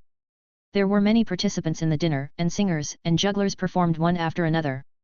The Lannisters in the west, the Tullis in the Riverlands, the Arryns in the Vale, and even the newly surrendered Tyrell family in the Reach. Many big families have people in King's Landing at the moment, and their subordinates are also numerous. There is an endless stream of nobles walking in and out of the Red Castle, as if all the lords and nobles in Westeros have arrived here recently. There is only one reason the new king is about to be crowned. In fact, if it weren't for waiting for the return of Eddard Stark, the Duke of the North, the king's coronation ceremony would have started long ago. After all, the country cannot be without a ruler, and if it is delayed for a long time, it is inevitable that something will happen. But all this has nothing to do with Renly. For now, he only needs to pretend to be a polite child. In the morning, he had breakfast with Stannis, Robert, and a Duke of the Vale named Jon Arryn. In the evening, he was taken to a banquet. During this period, ladies from all over the country would point and talk around him, and children of the same age would come to play with him. He also met several people whose appearances were very different from his impressions. Jaime Lannister looked only 17 or 18 years old at this time. He was wearing a white robe of the King's Guard and had dazzling golden hair. He smiled handsomely, but seemed a little arrogant. Tywin Lannister, Jaime's father and the Duke of the West, was one of the top nobles in the Seven Kingdoms. He was taciturn but full of majesty. Every time he appeared, he was surrounded by some guys with golden hair. Renly heard that they were several brothers of Duke Tywin. However, although the Lannister family looked powerful, they were not well received at the moment. Every time they appeared, others would retreat and dodge, and then point and talk. So Renly rarely saw these people. In addition, he also met Lisa Tully, the newlywed wife of Jon Arryn, the old Duke of the Vale. This mean woman with a pointed chin in his impression now seemed to have a round face. She was slender, cute, and had beautiful long red hair. She was only 17 or 18 years old, but she sat next to an old man who was nearly 60 years old. No matter how you look at her, she looked like a grandfather and a grandson, not even a father and a daughter, but they were husband and wife. She seemed to have a good personality, always smiling at Renly during meals, and she looked very shy when she smiled. But Renly felt that the way she looked at him was a little strange, as if full of sadness. And this person's sister, Catelyn, the wife of Eddard Stark, the Duke of the North, has not come to King's Landing yet. It is said that she has just given birth to a baby boy and cannot travel long distances. Apart from these few people, Renly had no impression of the others, and he did not pay much attention to them. Relatively speaking, Renly liked the food at the banquet more. The lifelike cream swan tasted sweet and fragrant, but it was not as attractive as the real swan meat. After tasting the food similar to goose meat, Renly was more curious about the roasted bear meat with rich sauce. In addition, the tender butter-baked quail, crispy fried trout, honey pie, snail soup, roasted capon with a hollowed-out belly and filled with spices. The world was occupied by all kinds of delicacies for a while, making Renly seem to have suddenly awakened some unique hobby. Every day, his belly was round and his mouth was full of oil. After finishing, he went back to the room and lay on the bed and began to sleep. Not long after, he felt that he had gained a lot of weight. The morning and evening time were basically spent eating. At other times, he did not hide in the room, but took the family guards assigned by Robert to find Barristan, the King's Guard, under the pretext of admiring the other party's various legends and achievements, but in fact he was familiar with the route and prepared to go into the cellar as soon as he had the chance. And this opportunity came not long ago. During one of his strolls, Renly took advantage of the moment when two guards were attacked by a mad black cat, and quietly disappeared behind a wall at the corner of a building, then quickly moved forward in a direction that he was already very familiar with. Soon, he heard shouts and hurried footsteps behind him, but the sound was heading in another direction that he was used to, without noticing where he was actually. Renly was completely relieved, and then hurriedly set off along the wall towards his destination. The short and fat fortress, the solemn sanctuary, the ruined semicircular short tower, the deserted courtyard. Carefully avoiding everyone on the road, he finally came to the abandoned hall that he had arrived at not long ago, and then struggled to open the heavy fan-shaped wooden door and stepped down into the cellar. Dark, gloomy, and cold, the cellar environment was still the same, but at this time the boy was not protected by the light of the torch, so at first there was nothing in front of his eyes, and he could not see anything. After adapting a little at the door, his vision slowly recovered, but it was also quite blurry. But this was enough. He moved forward cautiously in the dark, and walked past one strange corpse after another with empty eyes, and finally arrived in front of his goal. Looking up, the deep eye sockets of the dragon skull were both empty and strange, and it seemed that there were really two eyeballs staring at the black-haired boy in front of him, which made him unconsciously get goosebumps and feel a little scared. After rubbing his arms, Renly took a deep breath, then dived into the open mouth of the dragon skull, sat in it, stretched his legs, and held the hideous black teeth in front of him that were taller than him. A warm but cold strange touch emerged, but Renly did not have much time to feel it. As he exerted force with his hands, his originally clear thinking quickly blurred and diverged. The surrounding environment also became darker, and finally turned completely black. Chapter 32. Hot, scorching and blazing. The heat, as if the flames were close to his skin, surged from all around, and quickly awakened Renly, who was in a hazy state. After opening his eyes, he found himself lying face down on a gravel-covered sandy ground, with flames shooting up from all directions. There was a collapsed wall on the side, and now he was being pressed down by a pile of yellow bricks. There was a sharp pain in his forehead, and there was also a burning pain in his right arm and legs. Not far away, a pool of sticky blood was slightly illuminated by the surrounding firelight. 3 lines of strange words emerged from the concave surface of the pool of blood as Renly watched.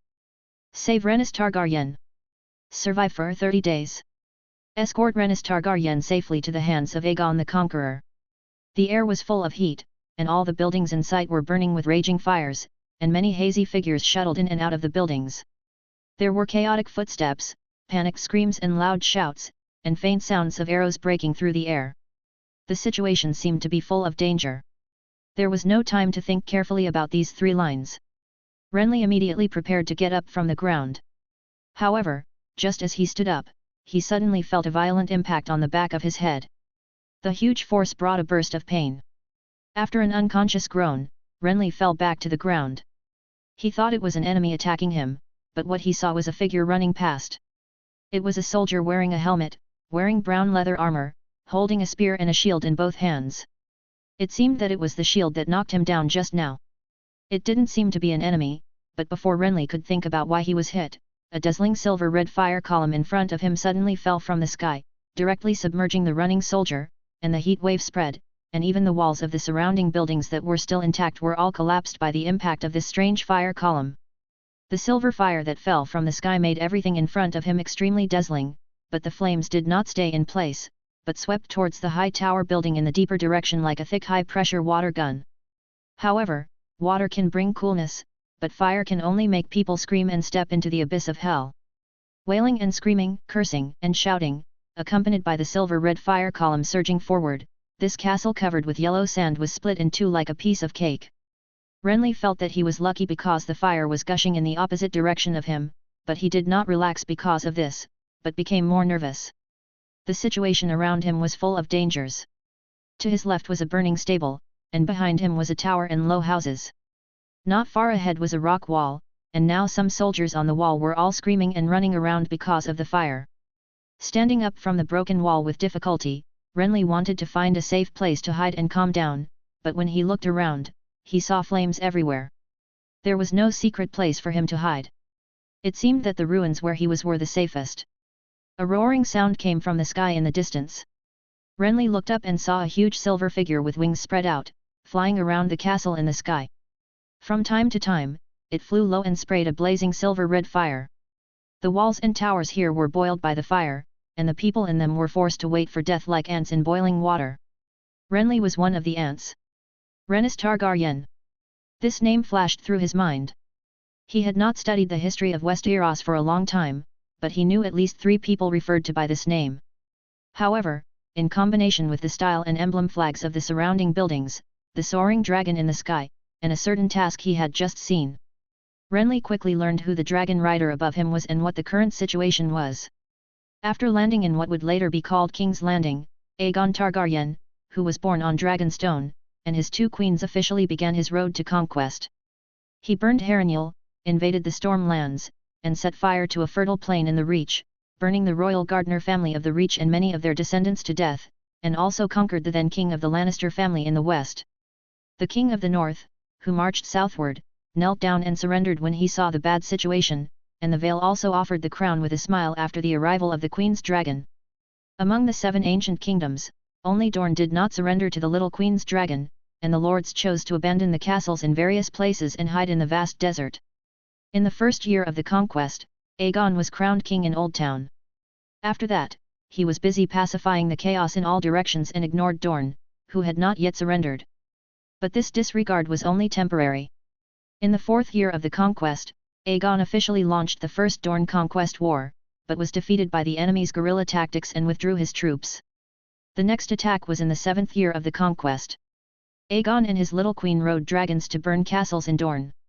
The Dornishmen retaliated frantically, starting a military operation to avoid the dragons and counterattack the borders of the Reach and Stormlands bordering Dorne. As time went by, hatred quickly heated up. The fall of Rhaenys Targaryen raised the anger of hatred to another level. When burning a castle called Hellgate, the dragon ridden by the conqueror's little queen was unfortunately shot in the eye by a crossbow, so the dragon and the dragon rider both died on the ancient land of Dorne. The lord family living in Hellgate is called Uller. Their family emblem is a staggered flame of yellow and crimson, and at this moment there is a tattered flag that has been burned to a large extent on the city wall. So Renly was sure that he was in Hellgate, so he guessed that the one burning the castle above his head was Aegon the Conqueror's sister and little queen, one of the founders of the Targaryen dynasty, Rhaenys Targaryen. And he was currently in this historical event, that is, he had come to the era when the Targaryen dynasty was just established more than 200 years ago. If the historical records were correct, he would then witness the tragic fall of the majestic dragon rider in the sky. The premise is that he was not burned to death by the other party first. If you want me to save her, why don't you let me go first? In the chaotic and noisy environment, a young man with messy black short hair leaned over and hid at the base of the ruins, muttering, and then looked down at his current situation. The surface of the brown black leather armor was burnt all over, and the rough and thin linen trousers were worn out in several holes. The sleeves of the clothes left by the flames on his left arm were mixed with muddy blood, causing sharp pains. The only consolation was that there was a sheathed dagger on his back. But what use could this dagger have against the dragon's flames? His mind was racing, and he couldn't help but glance at the surrounding walls. According to historical records, the dragon Mylaxus ridden by the little queen was shot to death by a ballista, so if the ballista here was destroyed in advance, wouldn't there be nothing wrong? However, he soon discovered that there was no ballista on the wall not far from him, only a few corpses burning with blazing flames and the ruins of wooden equipment dotted on the top of the city. This made him hesitate for a moment, but considering that if he didn't act now, the mission might be forced to fail in a while, he gritted his teeth unconsciously, then rushed out and quickly ran to the end of the road behind the ruins wall, which was covered with fire, and rushed to a high tower on the left side of the castle. He was going to find a bow, and then stand in a high place where he could attack safely and shoot the soldiers operating the crossbows in the castle one by one, so that he would naturally complete the mission. The high tower at the end of the site was quite suitable, although the surrounding flames were surging, it didn't seem to be able to completely dissolve the stone. Unfortunately, in the chaos, before he could reach his destination, a painful dragon roar suddenly came from above his head. Renly, who was in the shadow of the burning wall, looked up at the sound, and a huge shadow falling rapidly in the sky immediately came into his eyes, and it became bigger and bigger in his pupils. Chapter 33. Under the dim sky, the huge figure that kept falling was like a shining silver meteor. The shrill screams coming from the sky were endless, the huge wings flapped chaotically, and the wind and flames were very fierce, but they could not hide the falling trend.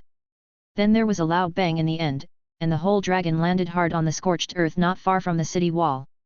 The earth trembled, storms and dust surged around, impacting the blazing flames on the surrounding buildings and forcing them to bend down. The supposedly hard soil surface instantly tore and dented, and at the same time, a nearby masonry wall also collapsed. It was affected by the dragon's tail and collapsed. The violent impact made the dragon's roaring sound even more sharp and painful.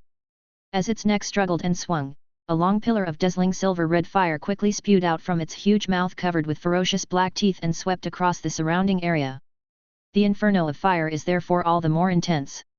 Renly, who hurriedly threw himself behind a ruined wall, raised his eyes and stared at the silver tongues of fire passing above his head, sweating coldly, and his heartbeat became very violent. The place where the dragon's tail fell was where he had just stood.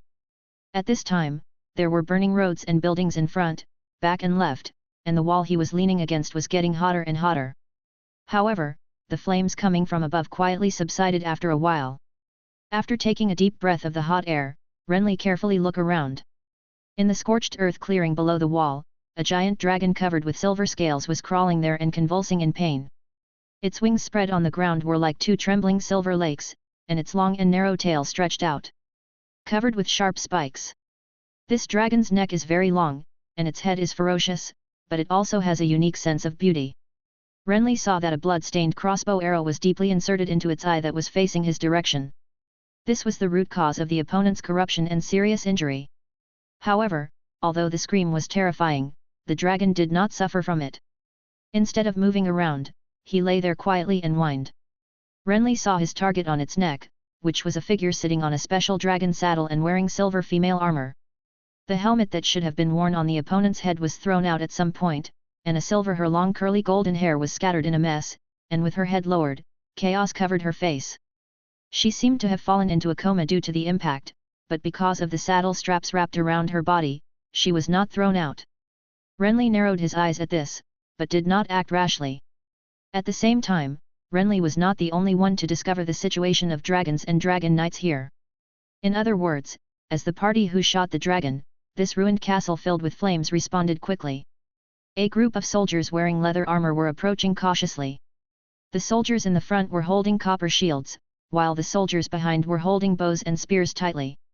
However, before they could set up their bows and shoot arrows, they looked sluggish. The depressed dragon suddenly raised its head and roared, its voice full of anger and pain. At the same time, its body struggled to move and trembled, and a piece of silver-red flame suddenly spewed out from the high dragon mouth and rushed away. The flames shot towards the sky, but the large sparks that swayed down were like a bright rainstorm, completely dousing the group of soldiers on the spot. The painful screams suddenly sounded, and the soldiers hurriedly covered their faces and ran around, but they could not hide the raging fire on their bodies. The fire started, and the screams became more and more shrill. Only one guy at the back saw the opportunity and ran to hide behind the wall next to him. The screams of the Dornish soldiers seemed to stimulate the weak dragon even more. You could hear its loud and clear screams, its fat silver-scaled body staggering and crawling towards the source of the sound, and its long and narrow dragon tail violently swiping everything around it, with continuous loud rumblings, making this place even more chaotic. But there are opportunities. As the dragon crawled forward, the surrounding buildings collapsed and shattered. But just as the long and narrow tail of the silver dragon smashed into a ruined wall, a black shadow quickly jumped out of it and lay down to avoid the retaliation. Behind the dragon's tail, his steps suddenly jumped up, and then he quickly stepped on the broken dragon wing, and ran towards the dragon's neck. The dragon scales are thick but smooth.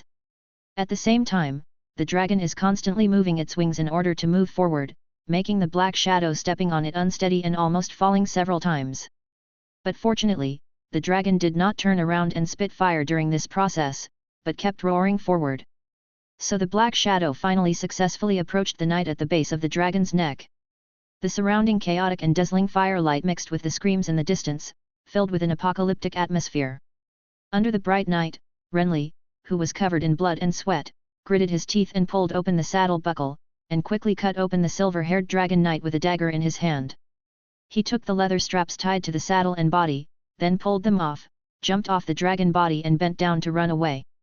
Perhaps sensing the departure of its master, the giant dragon roared, stretched out its neck and opened its mouth to bite, but this seemed to affect the injury to its eyes, and even the sharp hissing turned into a howl, but a dazzling silver-red dragon flame still covered it. It was brewing deep in its wide-open mouth, but in the end it didn't actually launch the attack.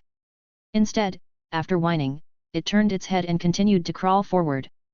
At this time, Renly was holding the heavy dragon knight and hiding behind a half-collapsed wall, breathing heavily. The rumblings, collisions, and roars outside were clearly audible, but they gradually faded away. From the corner of his eye, he could see the roar of a burning tower not far away being hit, and the city wall on the edge became crumbling under several impacts. Renly, who had barely escaped, heard some noise and turned around to look. Only to find that someone came over from nowhere. "Well done, boy.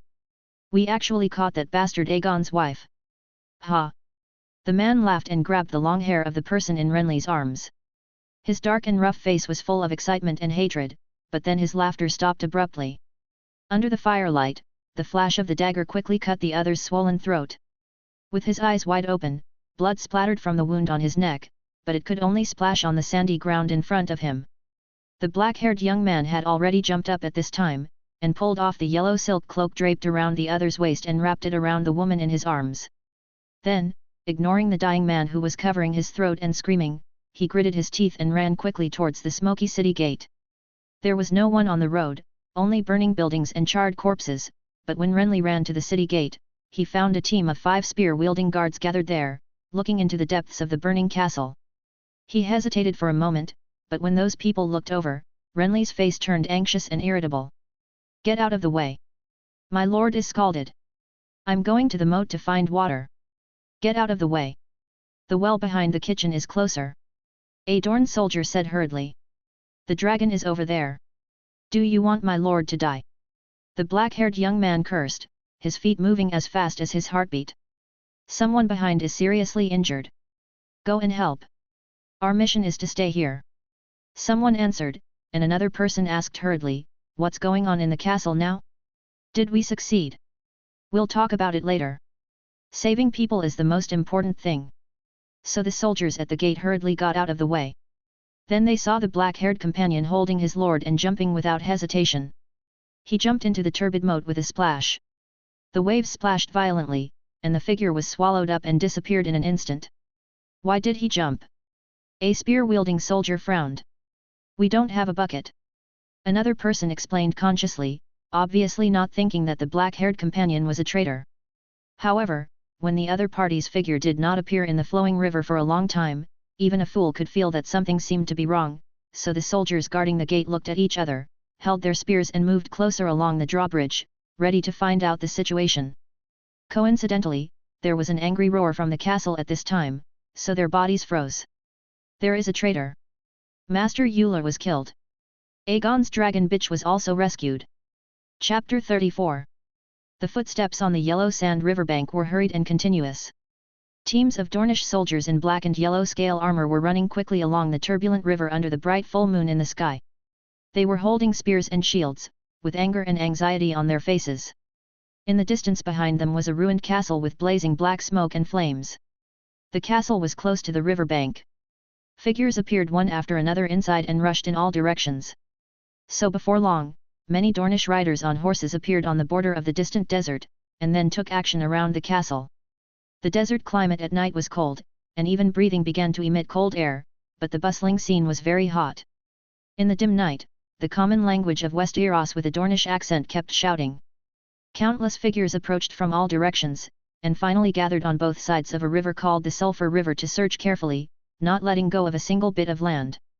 The Dornishmen who came from afar seemed endless, and soon the entire riverbank had been thoroughly searched, and there were also small boats passing through the river. More people dispersed with the river as the center point, and searched the depths of the desert in the four directions of southeast, northwest, and northeast. Unfortunately, when the heat dispelled the cold, and when the sun rose slowly the next day, the Dornishmen had not gained anything. The people who searched were very unwilling to accept this, but they did not doubt that they did not find the target because of their improper search. Instead, they thought that there were more traitors who secretly hid the people or had already moved. So the angry Dornishmen set their sights farther away, and also looked at their own camp, which was originally very reassuring. After hundreds of casualties, they finally shot a dragon to death, but a traitor from their own side rescued the little queen. They could not calm their anger, nor could they not doubt that Dorne, who was originally thought to be solid, was still so trustworthy.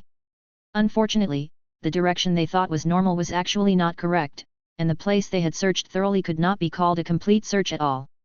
When the noise subsided and the Dornishmen on both sides of the river changed their direction and disappeared, two heads suddenly broke out from under a big rock in the wide river, watched for a while, and quickly climbed ashore. This is a very strange combination. It seems that they have been lurking in the river for a long time, but one of the women with silver curly hair is still unconscious at this time.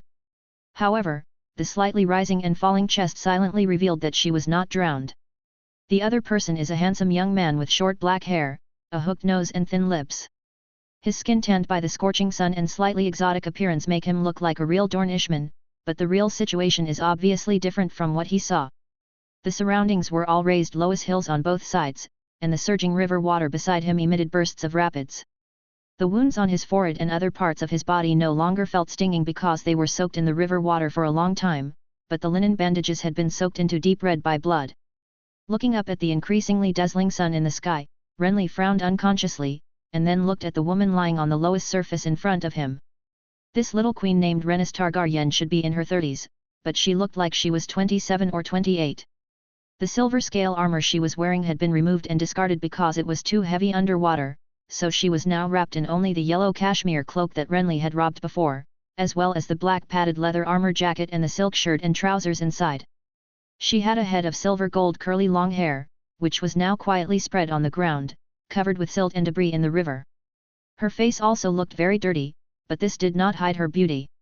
With a high nose bridge and a smooth forehead, the Valyrians are known for their dragon taming and handsomeness, and the one in front of him also has that unique beauty. However, after squatting down and taking a few glances, the black-haired young man quickly pulled out the silver dagger in the leather sheath on his waist, grabbed the other person's beautiful long hair and started cutting it. The dagger was not particularly sharp, but human hair was more fragile. Bunches of beautiful long hair shining in the sun were cut off by him and thrown into the river behind him. Finally, when the black-haired young man took back the dagger, the beautiful woman who originally had a head of shining silver gold curly hair had now become a woman with short hair in a strange shape. Admiring his masterpiece, the black-haired young man nodded with satisfaction, and then suddenly thought of something, raised his hand and touched his chest, but did not touch any ring-like items, and then he looked down at his hand, and did not see anything special. Renly frowned unconsciously. The situation was tense at the time. Originally, he jumped into the moat just to swim away from the bottom and escape from the sight of the Dornishmen guarding the gate. However, he didn't expect that once he entered the water, the mermaid's breath ability that he thought he couldn't bring in would work. Not only that, the moat was connected to the larger river full of sulfur, so things became much easier. Facing the endless search by the Dornishmen, he simply hid in the river with the woman he rescued. He dived into the water when someone passed by, and surfaced when no one was around, hiding in the shadow under the stone in the river. He basically did this all night. Thinking about it, he unconsciously glanced at the other person's rosy lips, but then raised his eyes and scanned the surroundings vigilantly. At this time, the sun is rising high, and the river baked by the scorching sun is filled with thick water vapor. The sand and gravel on both sides are dry and hot, and after crossing the lowest hills, there is an endless desert and hills. There was a high hill standing behind him, so the castle called Hellgate Castle could not be seen. However, Renly did not feel that he had drifted very far, so after taking a short rest to relieve the coldness on his body, he carried the unconscious man on his back and headed towards escape quickly in the opposite direction. It is simply an impossible task to escape from the Dornishman's siege, but considering the identity of this man on his back, Renly feels that he only needs to hold on for a while and then wait for air rescue. But where to hide is a problem. There must be water and food, otherwise even if they are not found by the Dornish people, they are likely to starve to death. Renly didn't know the geography of Dorne, but he didn't need to worry too much about food for the time being. After all, there was a river beside him. Although the water in this river was a bit turbid, it was difficult to find some food in it. It's not that difficult either. He was thinking about another question at this time. I don't know how to save him, wake him up. Among the 3 tasks, he consciously risked his life to complete one, but no reward has appeared since last night, which made him a little confused for a moment. However, this did not affect his actions. Although he expected rescue to appear, this place was too close to the Dornish castle. He could not hide in the river all the time, nor could he find some hidden places to hide that even the locals did not know.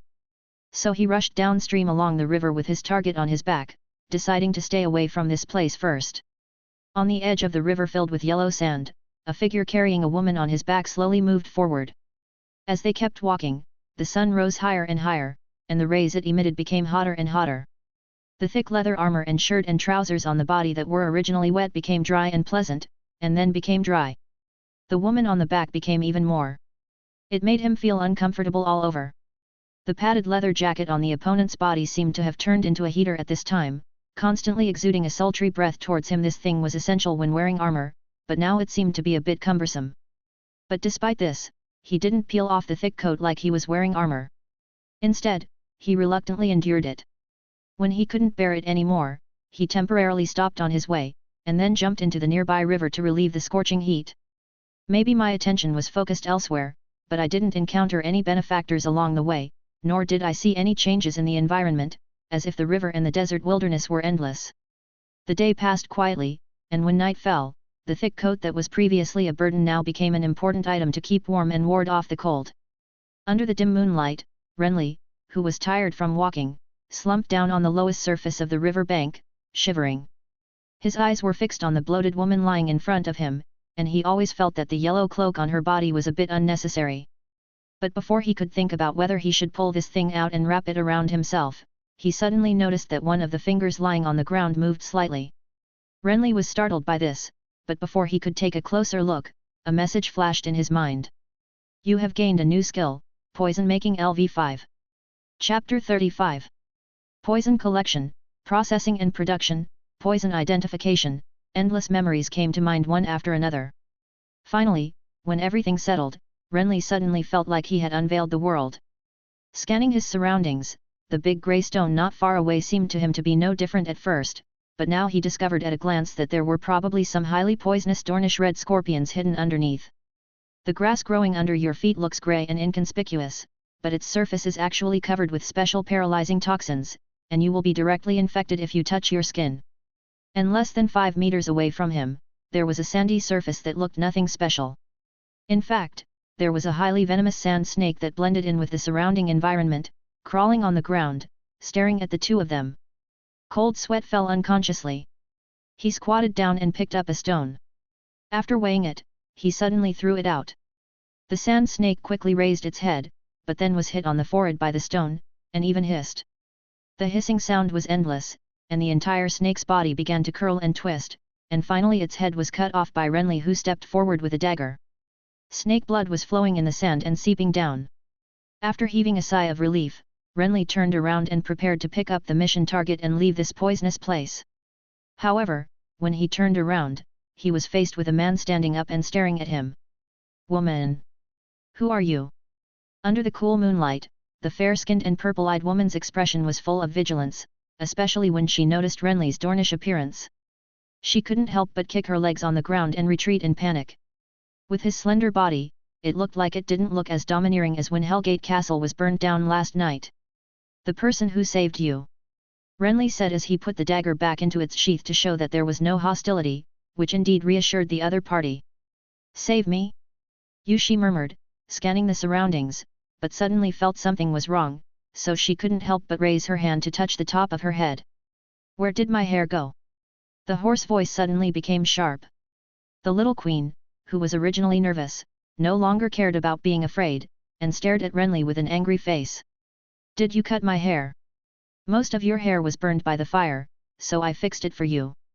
And I think it's better for us," Renly said while pointing to the cloak on the other person's body. "Wrap it around your head and you'll look just like a Dornish woman." This was actually what he said casually.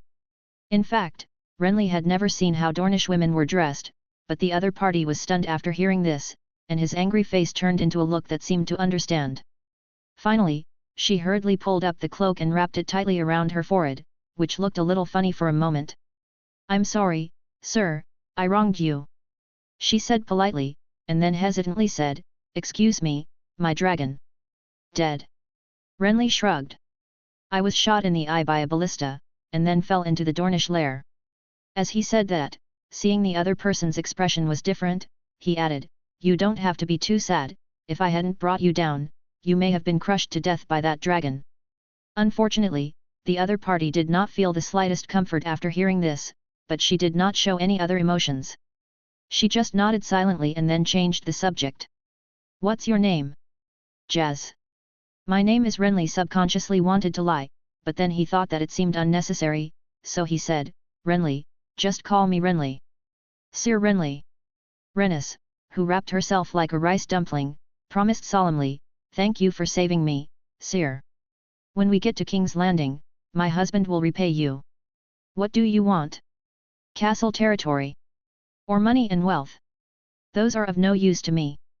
Renly waved his hand, and a thought suddenly flashed in his mind, so he said, "I will send you out of here safely, and you will give me a dragon egg. How about this deal?" Rhaenys was stunned when she heard this, then frowned. "What do you want the dragon egg for? Of course it works. No one can hatch a dragon egg except us, and no one can ride a dragon.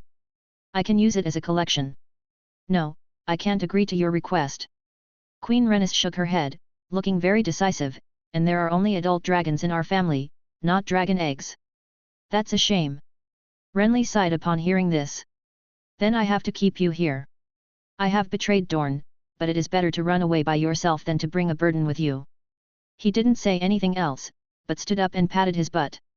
"We can give you money you can never spend, or other wealth and status. We can give you whatever you want." "I just want dragon eggs," Renly said, "otherwise why would I risk being hunted down by all the Dornishmen to rescue you? It's no use asking for dragon eggs. That's my problem." These words made the other party silent for a while, and finally he asked, "Can you really save me?" "Not sure." Renly shook his head. "If I can't do that, I will probably be hacked to death by the Dornish people as a traitor. You will be captured by them. If they are rational, they will probably take you as a hostage, but I feel that they can't remain rational. After all, you burned so many people died, so..." He shrugged. "So, I risked my life, do you agree? Our family does not allow the dragon egg to be leaked, but..." Staring at the black-haired Dornishman in front of her, Rhaenys nodded. "Deal. So happy?" Renly looked at her suspiciously, feeling that his extortion this time seemed to be a little smoother. "Do you swear?" "I swear on the honor of the Targaryen family, as long as you take me out of danger, I will give you a dragon egg." The other party answered seriously. The atmosphere fell into silence, and Renly opened his mouth to say something, but after thinking about it, he closed his mouth. The two did not speak for a while, one frowned and thought, and the other sat there tightly wrapped in a blanket, occasionally looking around vigilantly, and glancing at Renly intentionally or unintentionally. But it didn't take long for this person to fall asleep in a daze, and seemed to have forgotten all the vigilance and thinking. Renly was not sleepy.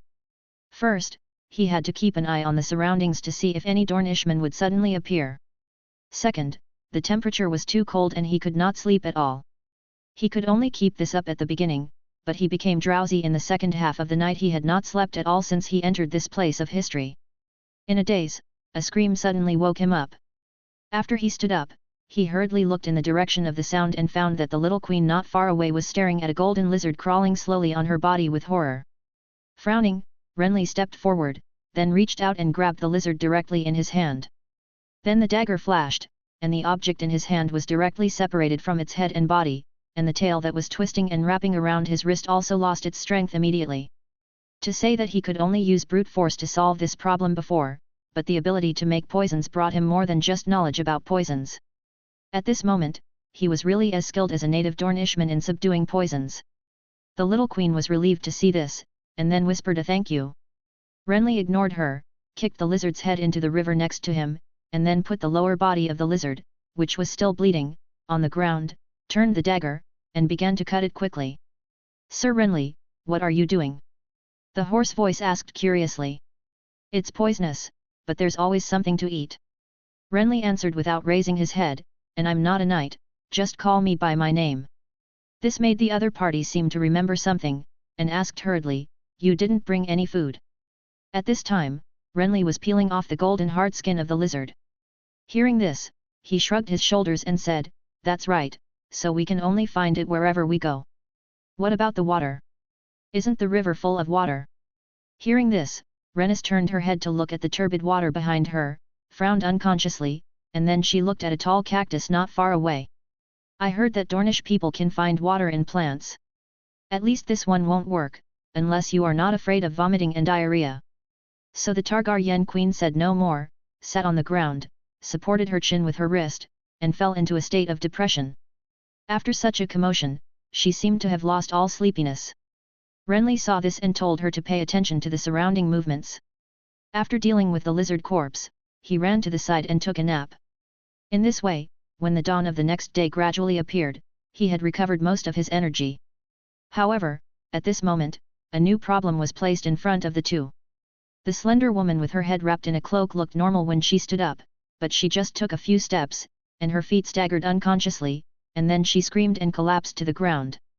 Renly saw this and hurriedly reached out to help her, but saw that the other party frowned. He felt something was wrong. The little queen bit her lip, lowered her head and said in shame, my butt hurts. Chapter 36. The yellow scorpion, which looked translucent, cautiously poked its head out from the shadow of the rock where it was hiding. After a pause, it quickly ran towards the river bank outside. It had only run a few steps when a foot wearing a thick string sandal suddenly fell from the sky. The yellow scorpion was suddenly crushed. The heart-shaking creaking sound accompanied by the bright green thick pulp that emerged after the shell was crushed cruelly revealed that an innocent life had died. After looking down at the sole of the foot, the owner of the foot did not feel pity for it. Instead, he rubbed the ground with his foot in an unlucky way, splashing dust. The scorching sun quietly enveloped the river bank here, distorting and blurring everything around. The turbid river behind him flowed slowly, and a beautiful woman wearing red satin clothes with silver edges and short and messy hair was sitting on the bank. Now she was staring at the man with a naked upper body and sweating, or rather, at the stone in front of him. On the relatively flat stone, the man put down thin slices of tender white snake meat one after another. The hot rock surface seemed to have become a long heated iron pot. After a while, it played its role, and the fat flowed out, making a sizzling sound. The process of the snake meat from raw to cooked was accompanied by not only the color change, but also the emission of a special fragrance. When a dagger pierced them all into a string and then approached, this emission attracted the attention of the woman on the river bank. But after she looked at the dagger, she couldn't help but remind the black-haired, brown-skinned, hook-nosed man, Renly. This dagger is poisonous. How is it poisonous? You used it to squeeze out the snake venom yesterday. Yesterday was yesterday, and today is today. Don't worry, it's no longer poisonous. Really?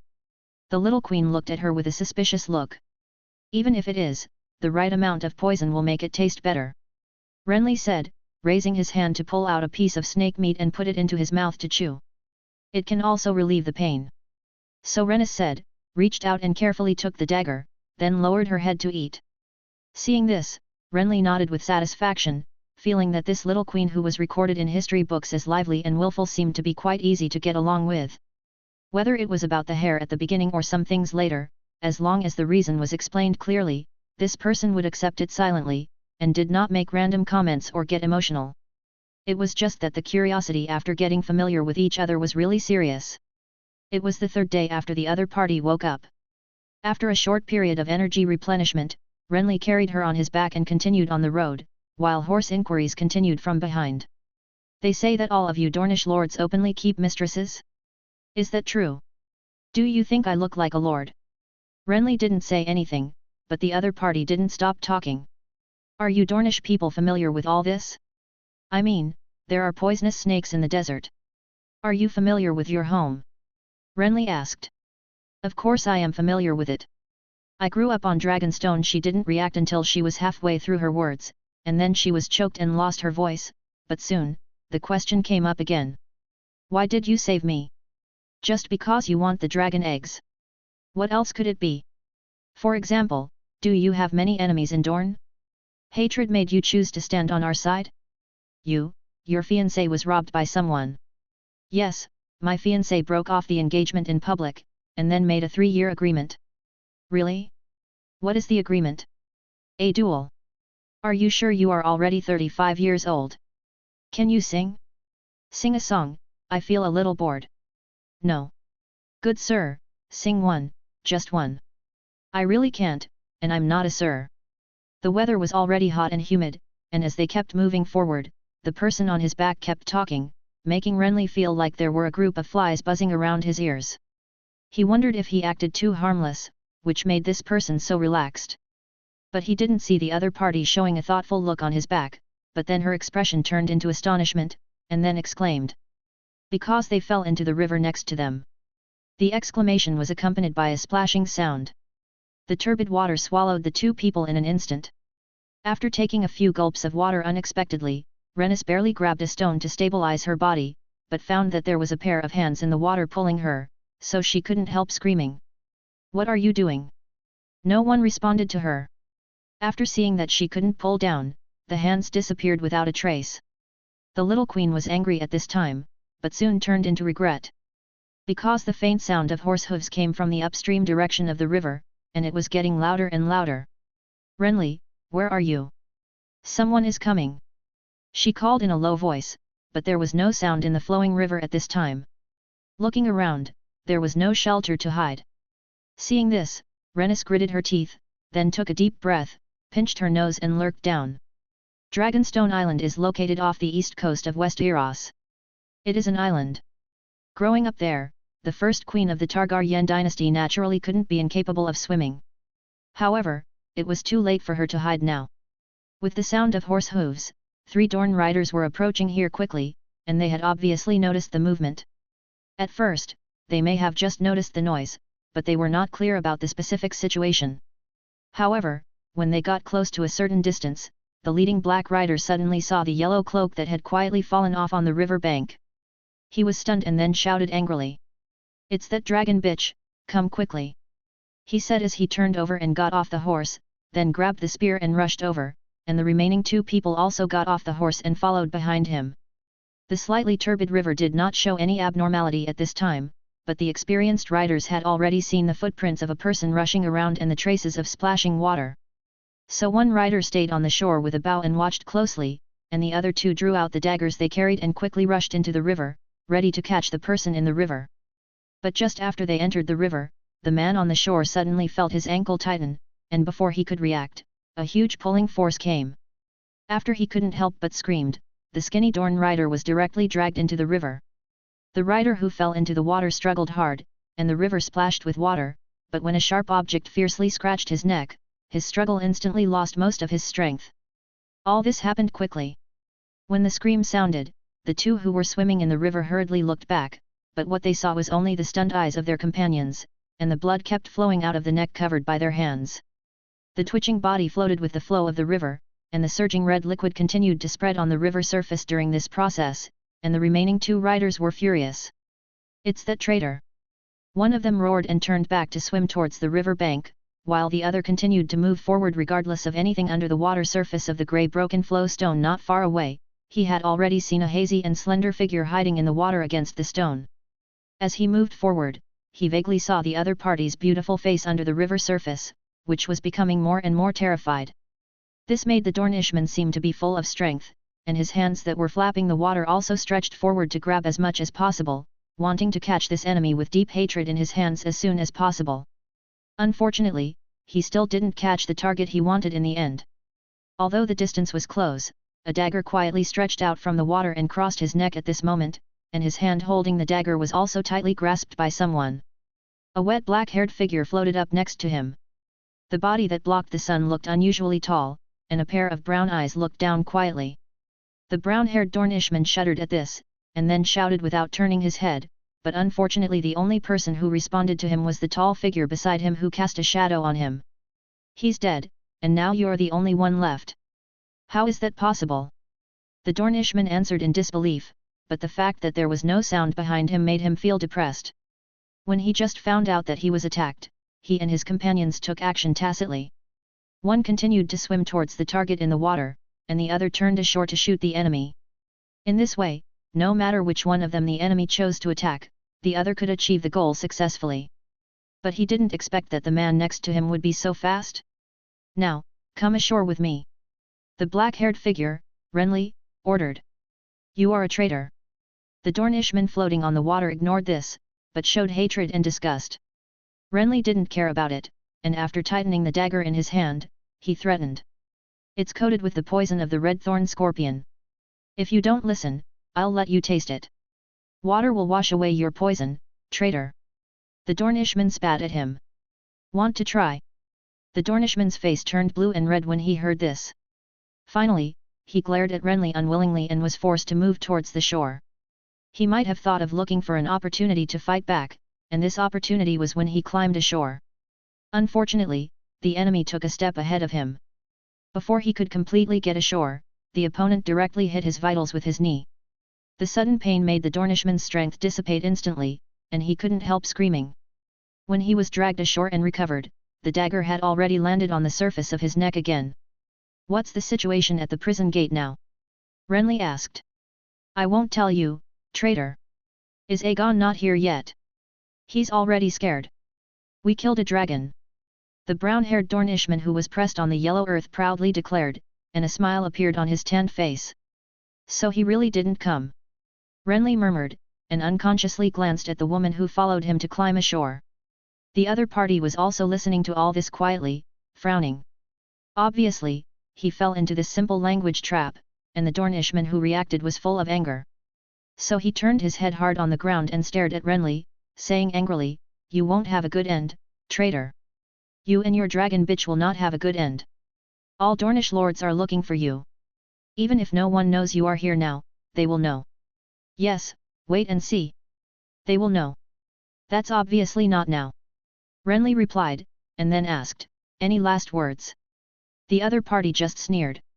Renly looked at him quietly for a moment, and the dagger in his hand finally left the Dornishman's neck, but pierced into the other's heart like lightning. At the same time, he covered his mouth with his other hand to prevent the sound from escaping.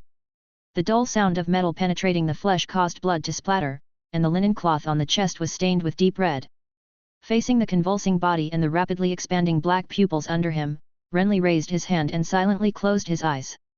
Then he looked at the little queen who climbed ashore on her own behind him. "Why, your butt doesn't hurt again." Chapter 37. At the edge of the river bank under the sun, the fierce battle has ended. The bodies of 2 riders were swallowed up by the muddy river and disappeared. The remaining one lay motionless on the river bank, and the blood penetrated the surface sand, revealing a deep red mark. "Why, your butt doesn't hurt again." A slender woman in a wet red satin dress was standing aside and looking at the black-haired man squatting in front of the corpse. The words coming from her made her face red, but she didn't say anything to quibble, but raised her skirt to salute. "Please forgive my caution, Sir Renly, after all, I am just a weak woman, I hope you can understand." "Weak enough to make my neck hurt?" Renly curled his lips secretly, but this was a process of mutual testing and running in, so he didn't blame her, just nodded. The other party secretly breathed a sigh of relief when he saw this, and then his purple eyes turned, and he said intentionally or unintentionally, "Just now in the river, I thought you were going to do something bad to me." Renly was squatting and searching the Dornish on the ground at this time, and he glanced at her when he heard it. "Don't worry, we are not of the same generation." The light words were powerful. Rhaenys couldn't help but look down at herself when she heard them. She looked a little indignant, but she didn't say much. Instead, she changed the subject. "When I return to King's Landing, I can introduce you to noble girls of the same age. I know all the unmarried noble girls in the Seven Kingdoms, and I can definitely find a suitable match for you." Renly ignored this, and the other party squatted down after seeing this. "You look sad," she asked. "It's okay, I just feel like I'm dreaming," Renly answered while searching for spoils. He is actually a little confused about whether this world is real or fake.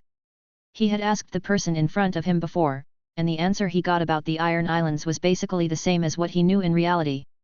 In other words, this is just a piece of history, not another repeated world. But if it is fake, why do these people in front of him look so real? Emotions, touch, everything is the same as reality. Including Rhaenys beside him, she is naughty and cunning, but what is she? If it was true, why didn't his actions receive any response? Blood and battle stimulated the growth of adrenaline, but also made Renly quite melancholy for a while. The sun was shining brightly around, but the atmosphere became much quieter. "Killing does make people feel uncomfortable," a slightly hoarse female voice said in a low tone. "It's like blowing out burning candles. Even though there are many candles in the house, every time you put out one, everything you see seems to be a little less bright. Then you have to squat in the small dark room all day." Renly looked at the man in front of him strangely. "At least 1,000 people.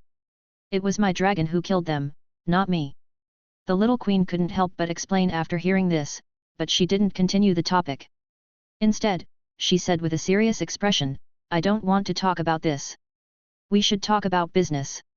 This made Renly raise his eyebrows. The other party was already sitting upright, frowning, and said, "My husband may think I'm dead, or he hasn't heard the news yet, but I think the former is more likely. If this is the case, then we can only keep going.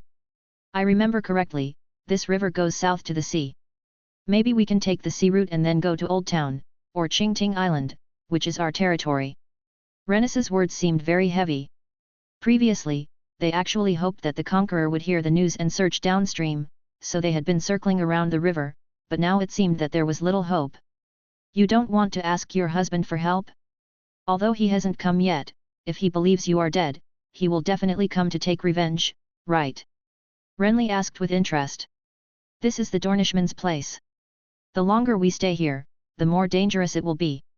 Even if we can avoid their search, even if we can meet my husband, we can't ask him for help, because we can't see everything below on the dragon's back. He will only burn us to death as enemies." Rhaenys said melancholy after hearing this. "We dare not fly too low when riding dragons, because dragon riders are the biggest weakness of dragons, and flying at low altitudes will also, you have seen the consequences."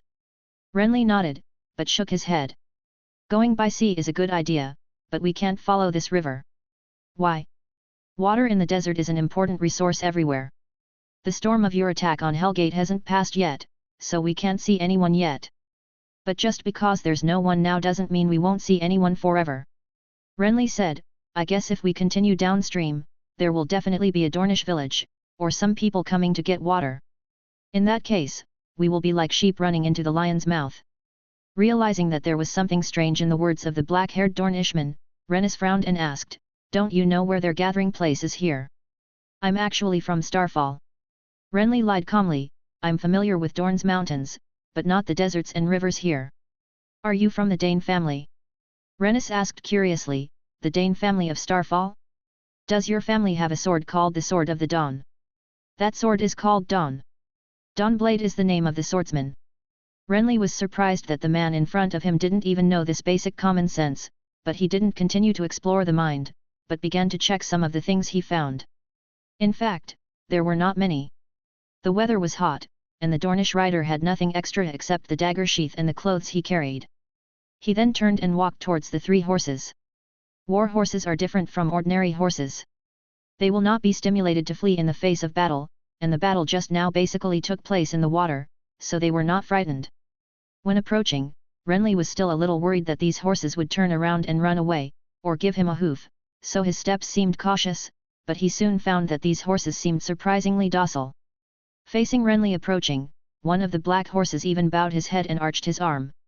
So Renly let go of his hands and feet and began to search in the saddle bags on their backs. Water bags filled with water, flint for making fire, oilcloth, leather armor and cotton clothes that had been removed due to the heat, bronze scale armor, antidote, tents, and bedrolls. Some basic rations for long-distance travel were almost all there, which made Renly feel pleasantly surprised that the clouds had finally cleared, and the next thing he found was a printed letter written on silk, which made him think of a way to let them fish in troubled waters. So he turned his head and looked at Rennis behind him, who was vigilantly scanning the surroundings. In fact, it's not impossible to follow this river, it depends on whether you have the courage. Chapter 38. The desert climate is cold at night, and the air breathed by people and animals is covered with white frost, but the people of Dorne are used to the opposite temperature difference at night, just as they are used to moving in hot weather. Many Dorne people even prefer to move at night rather than during the day. The river named Sulphur River is surging not far away, and the sound of it can be clearly heard in a village under a high sand hill not far from the river bank. Dorne buildings are usually made of loess and stones, mixed with those tenacious and tough plants growing in the desert, which looks full of exotic style. However, whether it is the people living here or some outsiders, they basically don't pay attention to this. The village is crowded at this time, and the loud roar of the villagers' scouts makes everyone here lose their sleepiness, and they rush out of their homes and gather together. There are riders coming here. A sound of horse hooves was heard from afar. The people in the village held sticks and farm tools and looked nervously in the direction of the sound, but some old people were calm. If there were cavalry from the north, the Lord would have come to inform us long ago. Those 3 bastards riding dragons can't ride horses either. They must be our own people. A bald old man chewing grass stalks claimed so, but the increasingly loud horse hoof sounds made the people around him not pay attention to his words. They stared at the direction of the sound, and all men and women were ready to fight or flee. However, when they saw the specific attire of the people coming, their tense emotions suddenly relaxed and began to talk. What happened again? It's definitely not a good thing these days. Is the dragon bastard coming for revenge? After the dragon fell in Hellgate half a month ago, the riders arrived here along the coast and informed the good news of killing the dragon, but the Dornish here didn't know the real situation. Although this race is united, some news is not suitable for everyone to know, otherwise it will inevitably leak out. However, their speculation about this stopped soon, because the 2 riders in sight were already close to a certain distance. They wore brass scale armor and breeches that only the soldiers under the Lord wore, without helmets on their heads, but wearing black cloak hoods, and the lower half of their faces were also wrapped in khaki scarves. Far away, before reaching the fence at the edge of the gathering village, the rider in front spoke loudly, "By order of Lord Euler, Lord of Prison Gate, a reward for 2 fugitives, 1 man and 1 woman, report any clues immediately, Lord will give a huge reward." The rider was wearing a scarf, but his fluent common language with Dornish characteristics could perfectly show his identity. At the same time, he shook off the silk in his hand while speaking, so the 2 simple faces painted on it were reflected in the eyes of the villagers who came closer. "Silver hair? Is it the dragon bitch?" Someone scanned the portrait from head to toe, and then asked, "Last time you said the dragon bitch is dead." The rider scolded, "Don't believe in rumors." "But I heard that she escaped."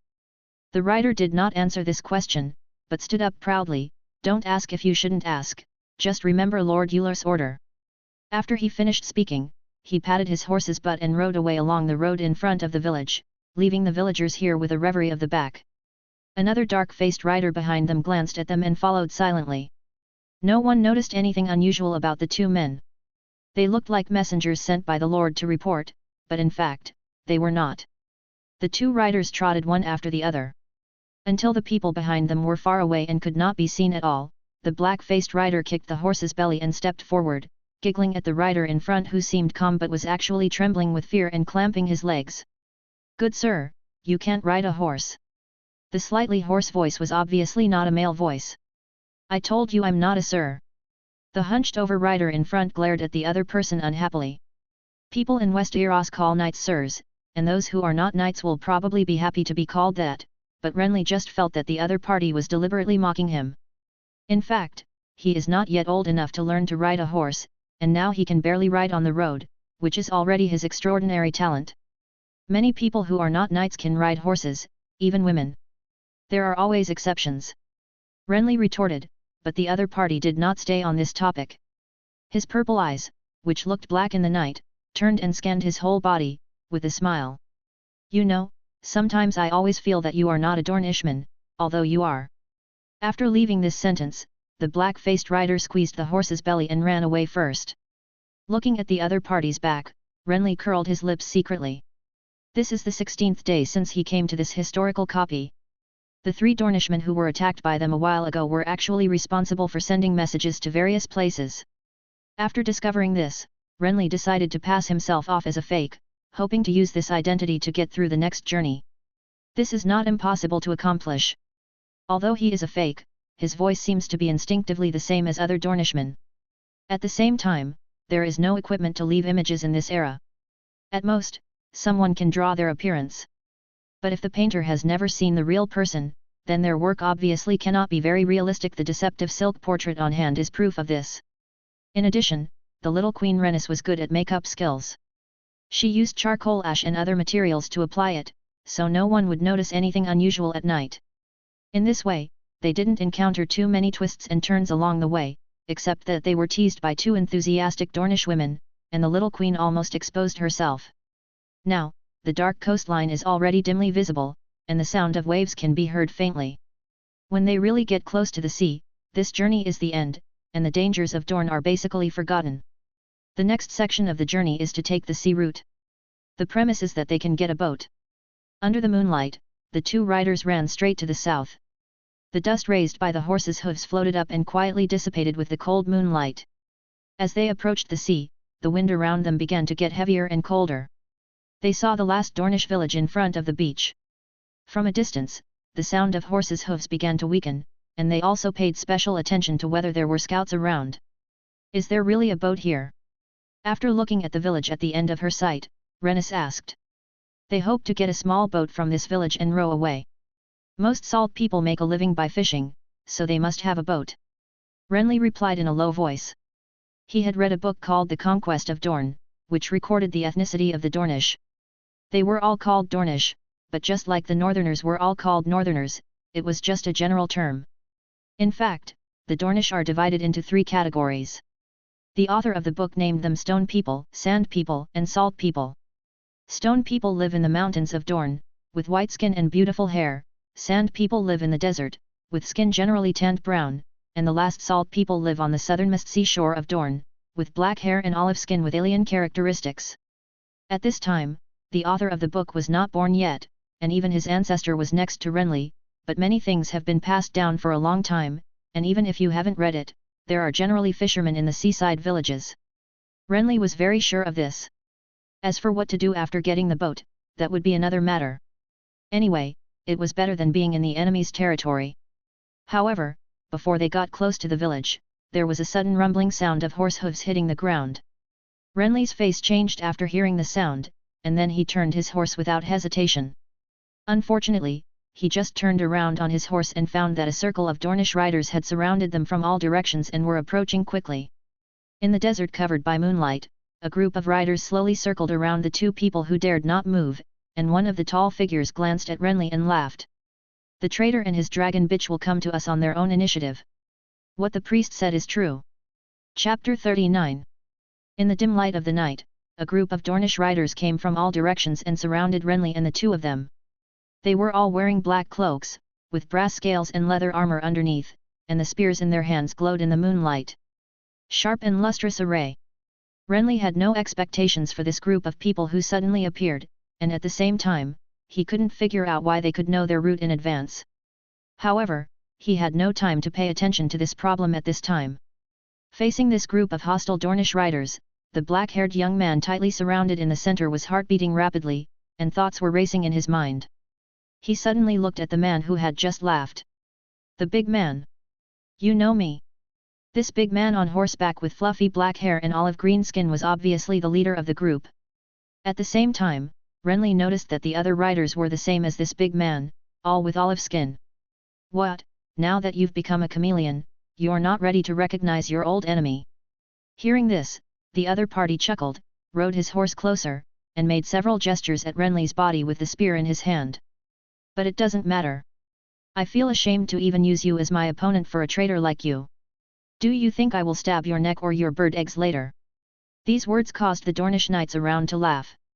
At the same time, their eyes were full of excitement and hatred when they looked at Renly and Rhaenys behind him. If you don't resist, we'll make you die quickly. Another old man with thin cheeks and a cloak said grimly. He didn't look like a soldier, but he was consciously protected by his side. Renly noticed this, but he ignored it for the time being. He looked at the big man with his brown eyes, and spoke carefully in his words, "Are you sure you know me? If you really knew me, how could you not know what kind of person I am? Of course he's a traitor." The big man spat. Who else could he be? You were despicable before, and you had to resort to tricks to steal women from me. Only a coward would do that. This person did not give the order to take action directly, and the people around him also maintained a surrounding attitude. They seemed to be afraid, but they might just be enjoying the joy of victory. However, this gave Renly a chance, though he felt it was a bad chance. Do you think I would really betray my own blood compatriots? The fact is, you betrayed us. Under the moonlight, the big man held the horse rope with a sneer, but I really never thought you would do this. There are so many blood feuds, and no one more despicable than you has betrayed us. You. He shook his head and spat in Renly's direction again, and the bloodshot liquid instantly melted into the sand. After glancing down, Renly suddenly raised his voice. I did not betray Dorne. The real fact is that I did not betray Dorne, let alone you. This sudden shout made the surrounding riders subconsciously tighten their spears, and one of the horses even neighed and was about to move.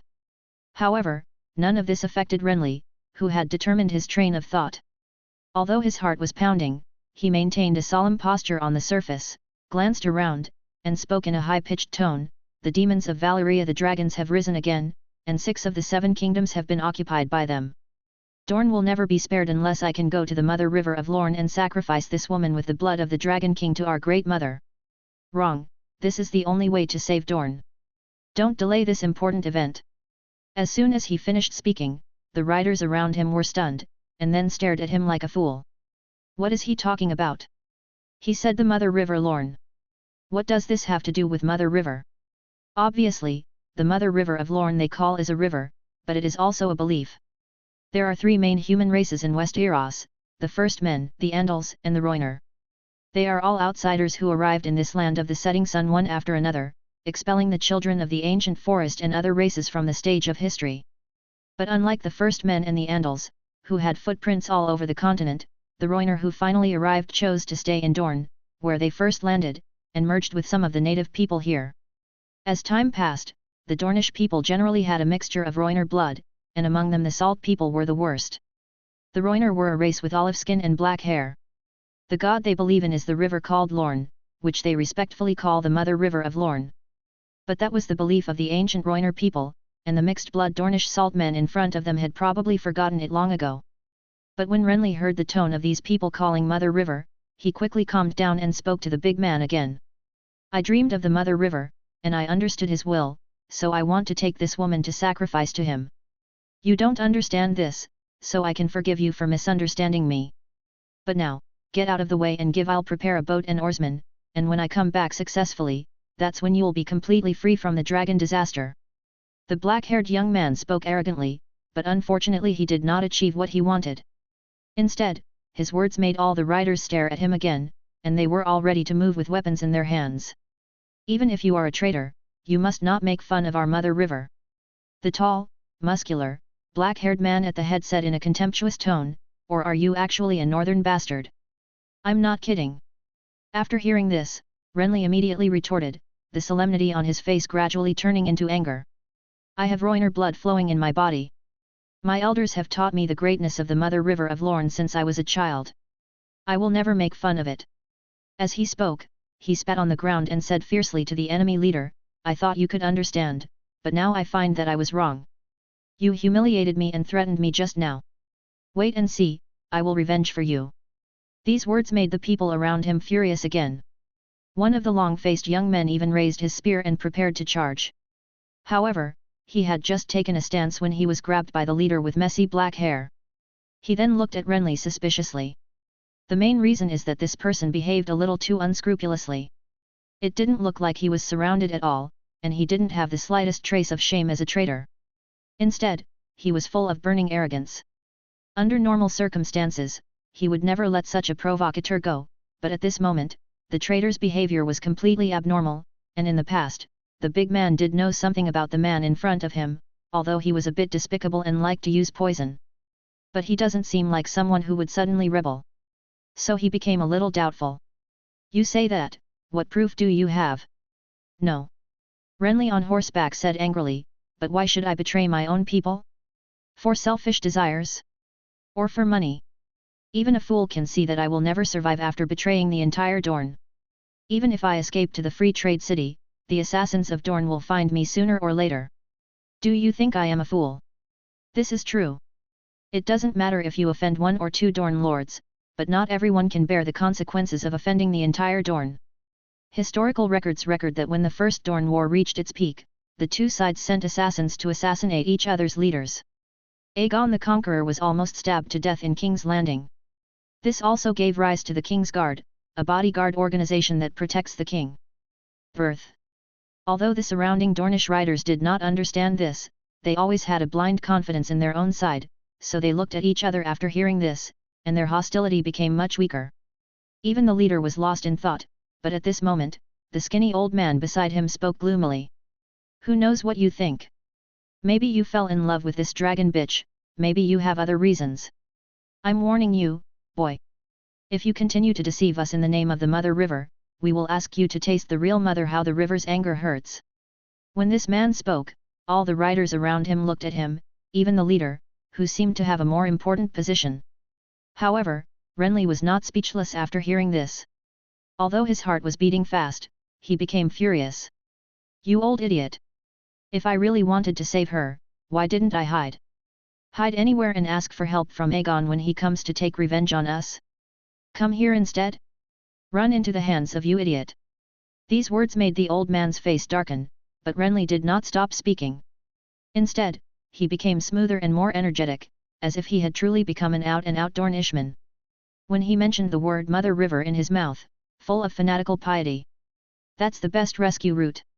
What's the use of me running here? It's because of the people here, it's because of you.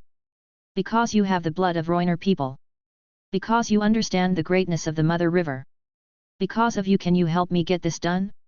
Why would I come here? Tell me why.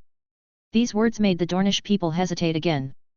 They looked at each other, looking at the leading man and the old man beside him, only to find that these two people were also hesitant at this time. The Dornish people were heavily influenced by the Rhoynar civilization, so their cultural practices were significantly different from other places. This influence was particularly prominent among the Salt people who lived by the sea, so although they may no longer believe in the gods they once had, but it is impossible to ignore it completely. Without looking carefully, Renly noticed that these people were wavering, but it was not yet time to truly relax, so he took advantage of the fact that the people around him didn't react and spoke incessantly. Most Dornish people have never known this. They are all the blood of the first men and Andals, not the Rhoynar. So I want to stay away from them.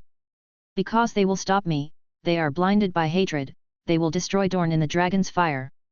The Dragon King of Valyria has risen again. He wants to take over our last home, and he does have the ability. Only the Mother River can save us. You idiots, sacrifice this woman to the Mother River, only in this way can you obtain salvation. If you block the will of Mother River of Lorne, you are the real traitors. He had already thrown away the weapon in his hand when he spoke, looking fearless, but the more arrogant his attitude seemed to prove the correctness of his words. Even Rhaenys on the side looked at him in astonishment. At first she thought it was Renly's trick, but the more she heard, the more it seemed like that was the case. The Targaryen family originally came from another continent, a country called the Free Fortress of Valyria. The Targaryens were originally just one of the many dragon-controlling families in that country. Later, after Valyria was destroyed by natural disasters, they become the last Dragon King family in the world. The rise of the Valyrian Free Fortress was accompanied by the fall of many other civilizations. The Rhoynar were one of them, and they were also the strongest resistance. In other words, the Valyrians and the Rhoynar were mortal enemies. So Rhaenys naturally knows something about the history of the Rhoynar people. This civilization possessed a special water magic inherited from a river called Rhoyne.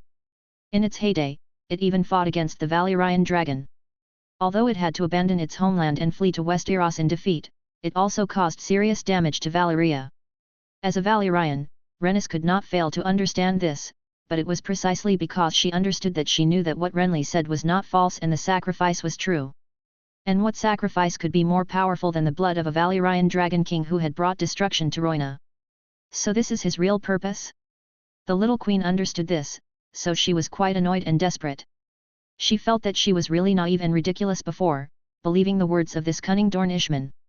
Relatively speaking, although most of the Dornish writers around were illiterate, they also grew up listening to the great achievements of their ancient ancestors. Naturally, it was impossible for them not to know some of the true and false ways. Even the old man with thin cheeks has always claimed to be a sacrifice to the mother river Rhoyne. The old man did have a special power. Apart from other things, praying all day gave him a kind of foresight. For example, he set up an ambush tonight because he dreamed of a silver dragon coming down the river. At the same time, because of his special status, he also knew the true result of the prison gate incident. But the priest ran into a guy who claimed to be the messenger of the mother river. The atmosphere became a little weird for a while. Although the writers did not rush forward, they did not completely agree with Renly's words. Instead, they hesitated and wandered in place, looking at the leading old priest and the black-haired man. However, the two stood there frowning and silent, and seemed to have no idea what to do. Renly gritted his teeth when he saw this. "I know you idiots doubt me, it doesn't matter. The mother river has given me power, and I can show it to you, and then you will naturally know what to do." These words made the old priest, who was in deep thought, raise his eyes, and his turbid eyes were mixed with expectation and suspicion. "What power do you have to show?" Chapter 40. The moonlight was sparse that night, and an olive-skinned Dornish rider loosened the rope of a large flat-floor fishing boat that was rarely used on weekdays and was anchored on the coast not far from the fishing village. Then he set foot on the boat with a group of other Dornishmen.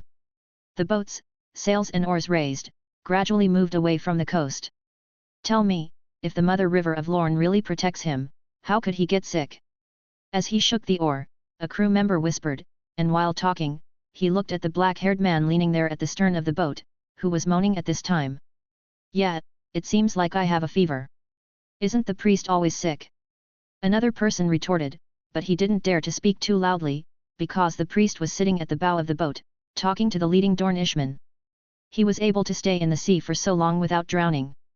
"I think what he said is true," this person said with a look of awe. "I have seen him, but he couldn't do it before. Maybe it's some evil trick." "Whatever the priest thinks is true," the person who agreed whispered, "and what he said is right. He has no reason to betray us, and he has no reason to come to us. I just feel like he didn't lie." Another person listening beside him nodded in agreement. This basically represents the thoughts of most people on this ship, and the people in this ship are all the soldiers on horseback. The decisive factor in the ending was Renly holding his breath for 3 hours in the sea. Although he said a lot at first, this group of Dornish people still had doubts. However, with the emergence of the supernatural situation, most people unconsciously believed him completely, and then had a strong belief in the sacrifice and the mother river. Confidence. It's hard to tell whether this was because of words to persuade, or whether it was the special power that aroused the desire to resist the dragon. In short, there were more than 20 people on the ship at this time, including Renly and Rhaenys. The little queen, who still had a dark face, was now tied up and sitting at the mast.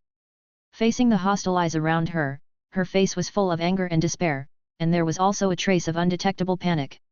Relatively speaking, her front companions are treated much better. The group of Dornishmen who were initially hostile to Renly now politely invited him on board the ship, and the most polite among them was the gloomy old man. But despite this, Renly did not fully gain trust. All the weapons he had on hand were taken away before boarding the ship.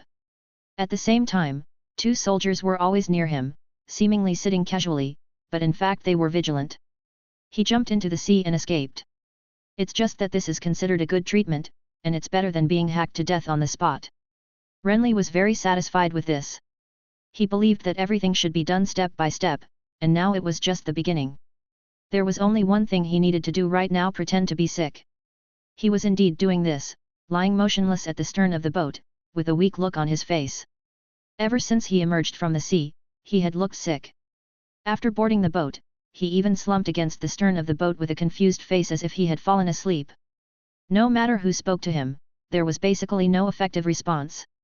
This inevitably made people around him suspicious, but Renly had to do it. The reason is very simple. He is a fake Dornishman, and even more so a fake Rhoynar. Regarding this race, he only has some common sense from books, and does not understand much at all. It's okay to deceive people in a short period of time, but if they continue to chat, the secret will be exposed, not to mention that there is a so-called former opponent here, so he can only do this. But Renly is not just pretending to be sick now, he is actually not feeling well at the moment. At this time, his throat was very sore, and he started yelling and yelling. It was effective, but it also brought some bad consequences. Of course, this has no impact, but another situation is much more serious than a sore throat. The feeling of lurking in sea water is completely different from that of being in a basin or even a river. Being in the sea, endless coldness seemed to rush towards him continuously, allowing him to survive underwater for a long time, but the heat in his body was constantly being driven away by the cold, so that the longer he continued to dive, the more the coldness I felt became more and more serious. It might be better if he could come up for air, but in order to achieve the effect, Renly gritted his teeth and persisted. Even after breaking the water, he was trembling all over and his face was pale. He estimated that if he continued to stay, he would probably freeze to death. So intentionally or unintentionally, Renly's illness seemed very real, and there was no illusion at all. But the discussion about him did not stop no matter what. The Dornish people on this ship are currently at odds with the entire Dornish people. Faced with this huge pressure, they will inevitably become impatient. This happened suddenly, but he has power, and everyone has seen it. The old priest at the bow of the ship was comforting his companions. Words can be deceived, but the gift of the Mother River absolutely cannot. You can't stay in the water for that long, and neither can I. He is very courageous, and the great Mother River must have taken a fancy to him for this. The old man who was initially very hostile now seems to have become a die-hard fan of Renly, speaking highly of him and looking forward to him. I don't doubt what he said. The black-haired Dornish man who was talking to him shook his head and denied, I'm just worried. What will happen if Lord Euler finds out about what we do? Originally, they were eager to gather people to ambush and capture people. After ambushing for several days, they finally encountered the target. As a result, after a negotiation, they followed the traitor to the sea. Although they did not think that the traitor was a real traitor at this time, others did not know. If this matter were to be spread, there might be serious consequences. Euler's castle is half a month away from us. The old priest said, even if someone goes to report the news, we will have reached the Greenblood River by then. He snorted, by then, we will meet with the high priest and get his support. Even if Euler knows about it, it can't be changed. There is a river called the Greenblood River in the eastern part of Dorne. There are some Rhoynar people with pure blood in it. They refuse to integrate into the local culture of Dorne and have always maintained the customs of the ancient Rhoynar civilization. The old priest once came from there, and their goal at this time is also there. The sacrificial road to the Rhoynar River passes by the Greenblood River. At the same time, if they want to accomplish this, they must win over allies. The premise is that what we did is right. The big man answered sullenly. He actually believed Renly's words at this time, otherwise he would not support this action. But before the facts really happen, there will always be doubts and concerns. Otherwise, can the high priest you said still support us? The old priest smiled slightly when he heard this. We can't be sure what he said is true, but no one can say it is false. Whether it is true or false, the high priest will naturally make the right judgment. He didn't say some things, but in fact, the people on the ship knew it very well. Although they are illiterate, they are not stupid. If what Renly said is true, then everything is fine. If it is false, the cost is just a distance. With the captives in hand, when and how to deal with them, isn't it up to them? Even thinking deeply, catching Rhaenys, the enemy of Dorne, can bring them more benefits if they handle it well. Of course, most writers didn't think about this problem, but the old man as a priest always had this idea whether it is true or false, what happened tonight is a good thing for them. Obviously, the old priest didn't think there would be any accidents. It's a pity that he didn't consider someone's cunning.